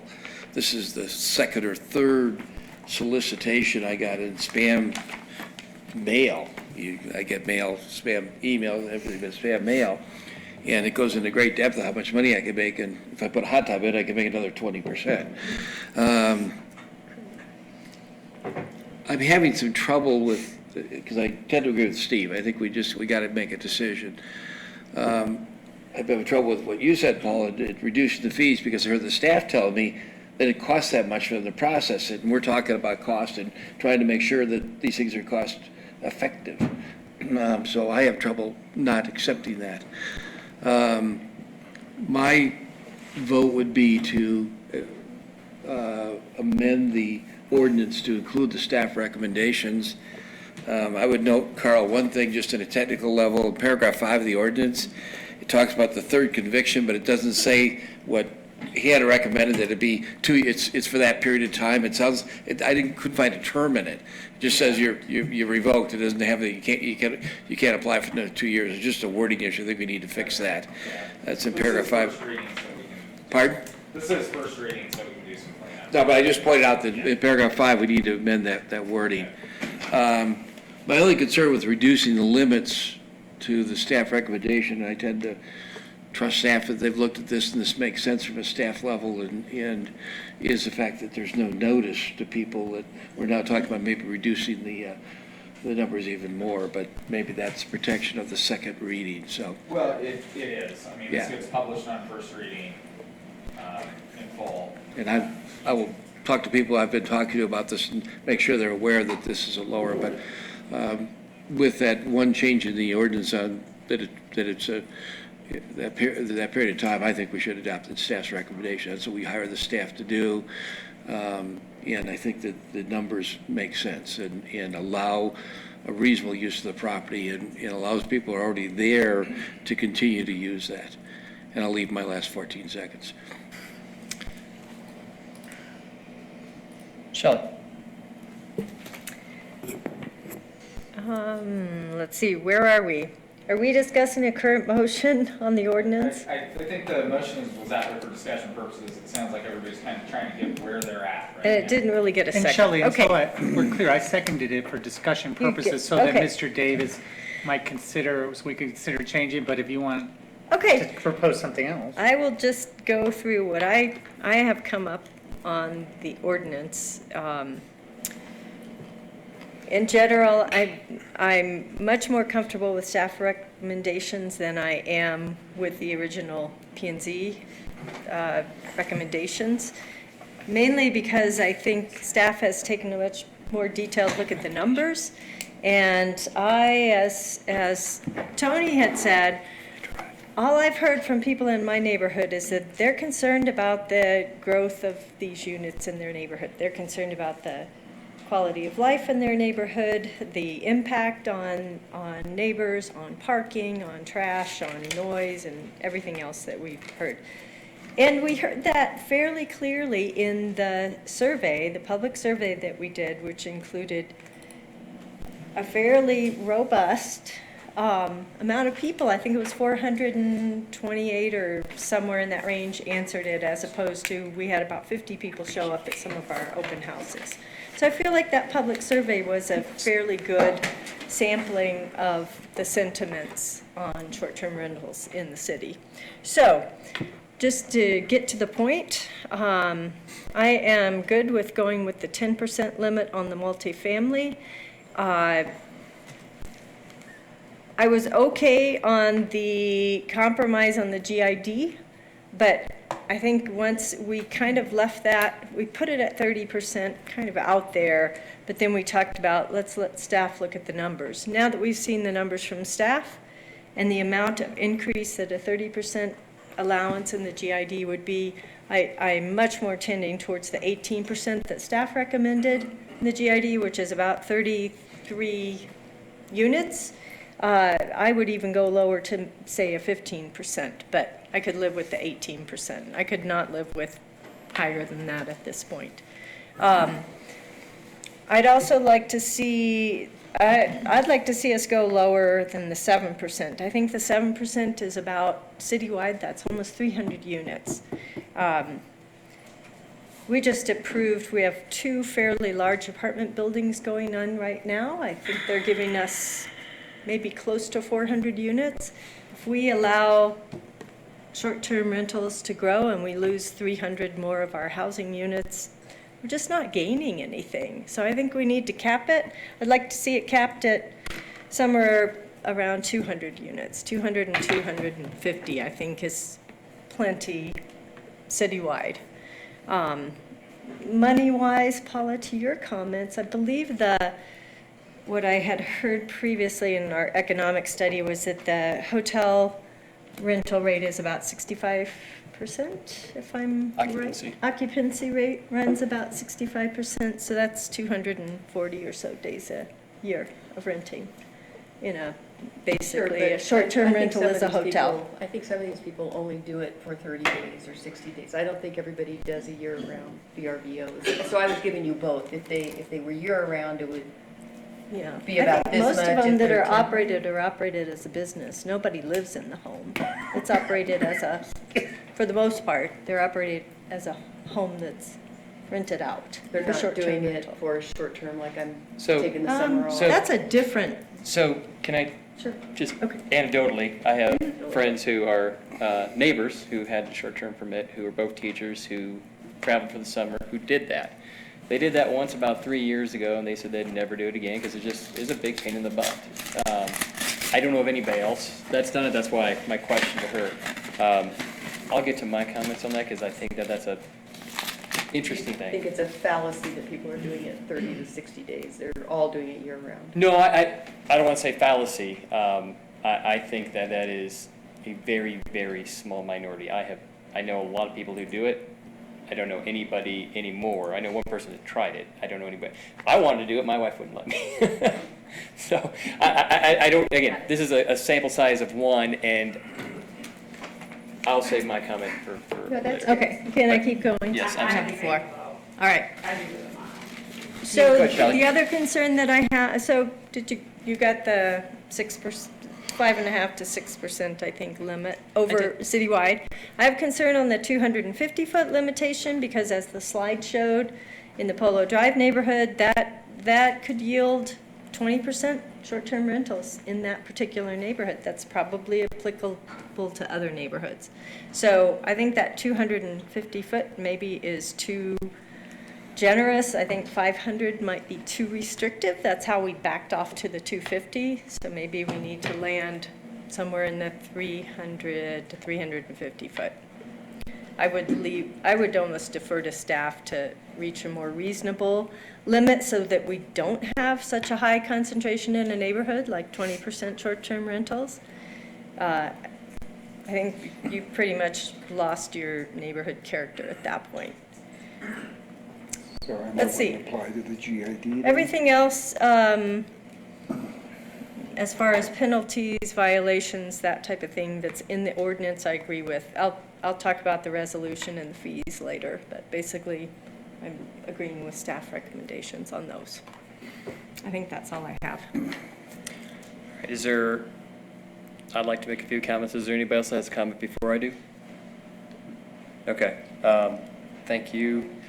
Shelley, I'll just keep mine short. I am probably more at that 5% level myself. I think that I have a concern of people just getting permits and not putting them to use, just squatting to try to restrict that use from a neighborhood. And I don't think that's the intent of this. I think I use vacation rentals. We all use vacation rentals. Maybe we don't all. A lot of us have used vacation rentals when we traveled. So I think that actually increasing the staff recommended fees from what it is would help prevent that. I'd be very open to a conversation of crediting people's fees if they show potential lodging tax. I hear 30% is too high for the GID. Staff is at 18%. Shelley would like it less than that. I would propose to move it forward. Could we split the baby at 24%? And then to Paula's point, I think we do need to consider the possibility there are people out there that want to take 30, 60, maybe even 90 days to go somewhere, to do something, to tend to a sick family, to do things and to utilize it in this way. The problem I've seen with that is when you put it on these sites like VRBO or Airbnb, you build a client base. It's not as simple as turning a switch on and turning it off. If people see it, that's great, but then you don't have reviews and you get less bookings, and then people aren't doing that. So just from a purely marketing nuts and bolts standpoint, I think that's a really difficult way to do it. However, to move the conversation forward, I would say we don't even consider that right now, but we direct staff to have that conversation and consider it at a later date and bring that back to us. I think that's too big of a nut to crack right now for where I'm at anyway. So I think the 250 feet, seeing that chart is, that is what we talked about, but then actually seeing how many it is feels like a lot. So maybe 5% per neighborhood, or 250 feet, or including if any part of the property is in that 250 feet. How do you define a neighborhood? I don't know. I don't know. Maybe if any part of the property is in that 250, that would broaden it out a little bit. That might help. So maybe that's it. Maybe I don't define a neighborhood. Maybe it's just whatever part's in that. So that's where I'm at. So I don't know if we want to. There is a Can I ask you a question for clarification? So in the ordinance, draft ordinance, penalties for violations, one of the things is that if a permit holder does not collect the lodging tax during the permit period, they can't renew. Does that satisfy someone not just holding a permit for holding permit purposes? Well, I think does that cover that, Hannah, basically? That's a use it or lose it, if that's how we Use it came or up with lose that. it, yeah. all it would take is for me to book my mom in my own vacation rental for one night, remit the lodging tax, and I found a way around it. Right, can we tighten that up? I think that's a question for legal. What were you going to say, Mr. Mayor, about a proposal because of the motion on the table? Because I was interested. I'm just saying where I'm at, and I think where I'm at is probably not applicable to the motion on the table. And then the last thing I have is I would probably do what Salida does and have it restricted to one per owner. But if that doesn't gain any traction, then I'm fine moving forward with where we're at, which I don't know where we're at. So are you looking to call the question and have it voted on and then maybe make an ulterior motion, or are you asking Mr. Davis to amend his motion? I think I'm asking we should call the question. I'd look for an alternative motion because it feels like we're pretty far off from Mr. Davis's motion. And I could be wrong. As the motion giver, I don't like it. I don't have to like it, but I guess I have to have another compromise here. And I'll say one more time, we had a work session. We worked through all of this stuff. We directed staff. They brought it back to us. Staff has some other recommendations, which I appreciate. I don't agree with.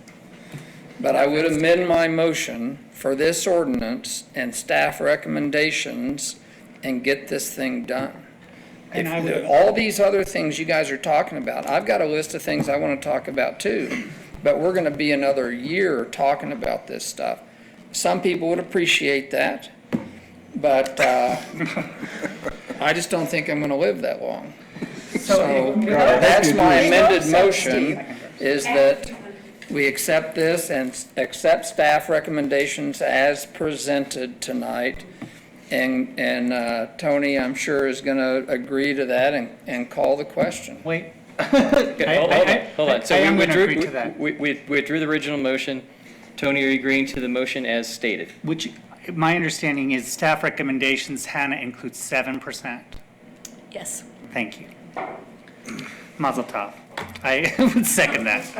My only qualification, Steve, my only qualification is, we just need to clarify that third conviction is a 2-year. So if that's part of that motion, just so that it's not forever, because the way it's worded right now, Right, this section. is first reading, whether it's in the motion or not, we'll clean it up on second. Okay.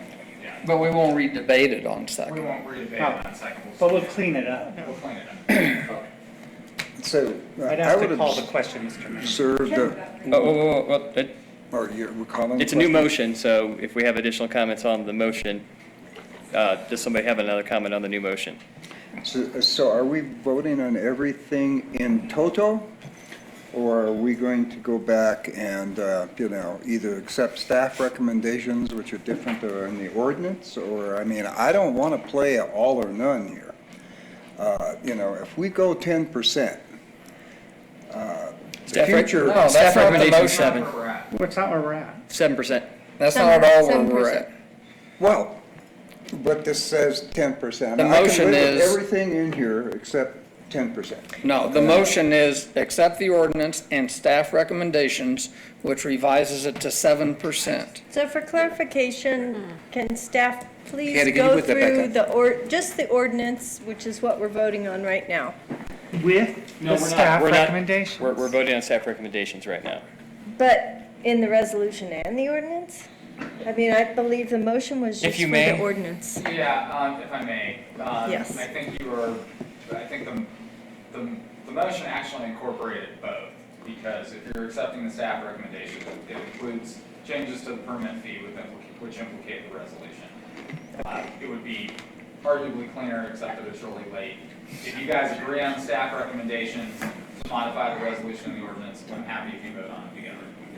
Walk away from here. And is the second, or can I say one quick thing, Jonathan? Yes. And without them having a sidebar. I want to thank Steve Davis. I think he's being very reasonable. This is a compromise. Not everyone on this dais agrees to this. I know Mr. Davis and I are big supporters of property rights, and we would, but he's right. We had this lengthy work session. This seems like a good compromise to me, and that's why I'm agreeing to this motion, and I will support it. Thank you. Thank you. Shelley? And I will echo that, Tony. I do appreciate the Shelley. compromise. And we had a great work session, but we also had questions that we asked staff to work on. And I really appreciate them coming back with recommendations that are based on, we had questions about the number of housing units in the GID and the impact that would have, things like that. And these recommendations from staff reflect that. Also, the amount of work that it takes to assess the 250-foot buffer zone and things like that is indicated in the higher fees. So I appreciate the work on that. I think that I can live with this compromise, just knowing that this is our first stab at trying to protect the city's supply of housing and protect our neighborhoods as we've been asked to do by our residents. So I think I can live with this compromise also. Thank you. The only thing that I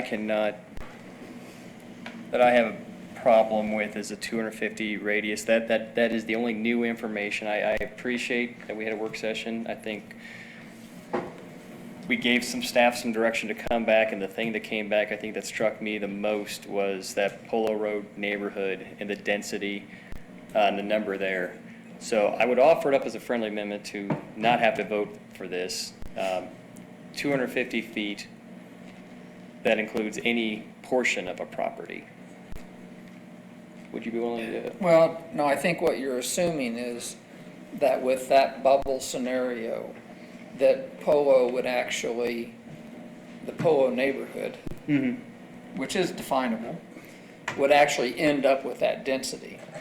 And I think there's no way in hell it's ever going to do that.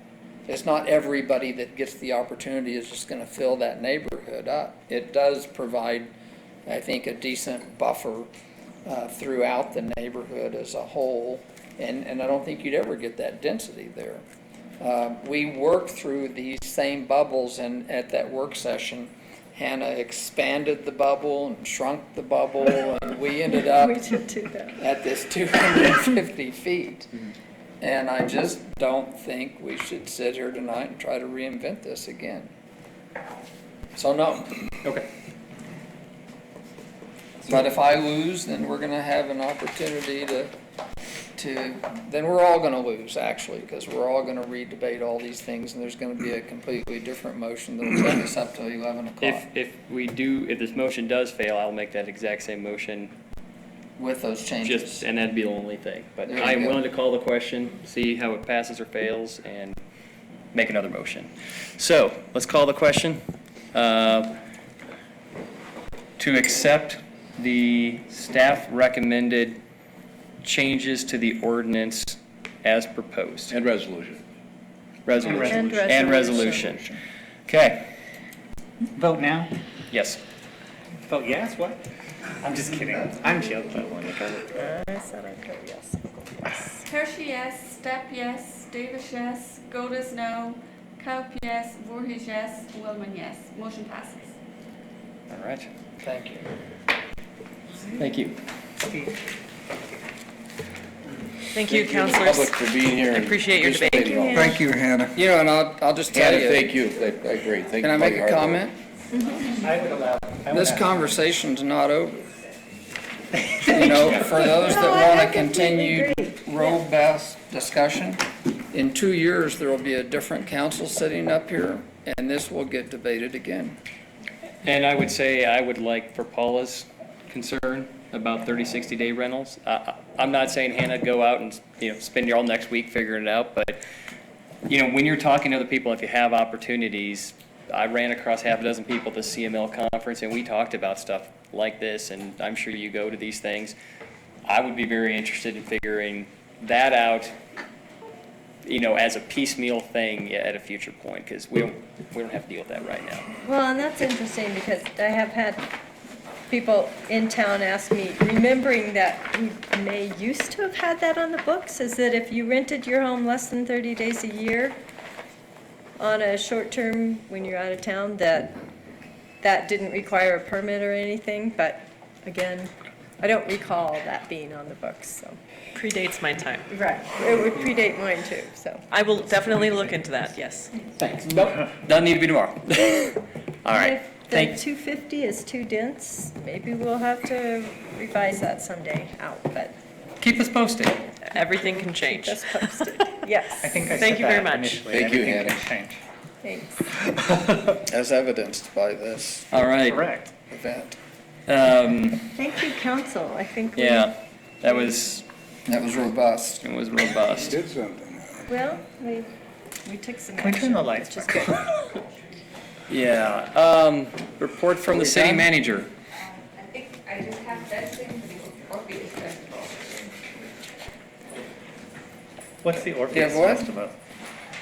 I believe Jen's going to explain that. I just gave permission for it to go on the agenda.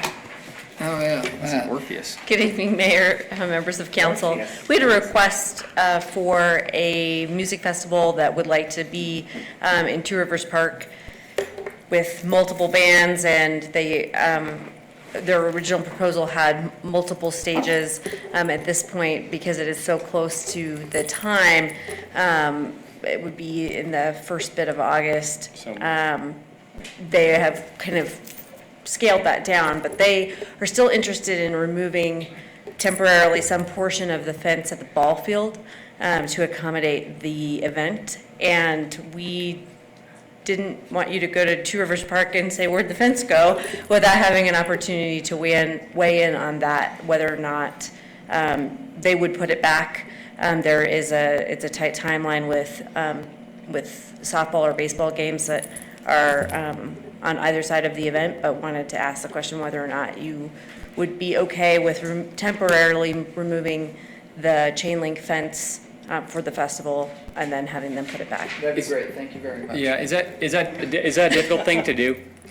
I'm sorry? Is that a difficult thing to do, remove the fence? I mean, they're tied with metal ties, and I mean, they can roll it up. The reason I ask is that laser light show, that fence is that is where, unless we're going to move the Laser Light Show from 4th of July, it'd be really nice if that wasn't really difficult to not have that fence, because it really impedes the flow of traffic. But if it is difficult, These organizers have, they do large events elsewhere in the country and maybe have more resources than we do on staff. We could certainly look at it for next year. I think it would be hard for this July. that's stupid what I said.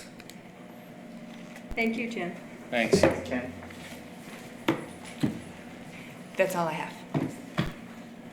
Okay, do I have correspondence? No. City Attorney. Report from the city attorney. I don't have anything other than we're gonna have a short executive session. Oh, Very short one. exactly. I'm hoping it's just kind of an update. I just want to run through a few things. Can I ask a scheduling question? Like, I know we don't have a meeting on July 3rd, obviously, July 4th, obviously. So there's one on the 11th, but I know we had this extra meeting because of the 26th, There's just a meeting on the 18th.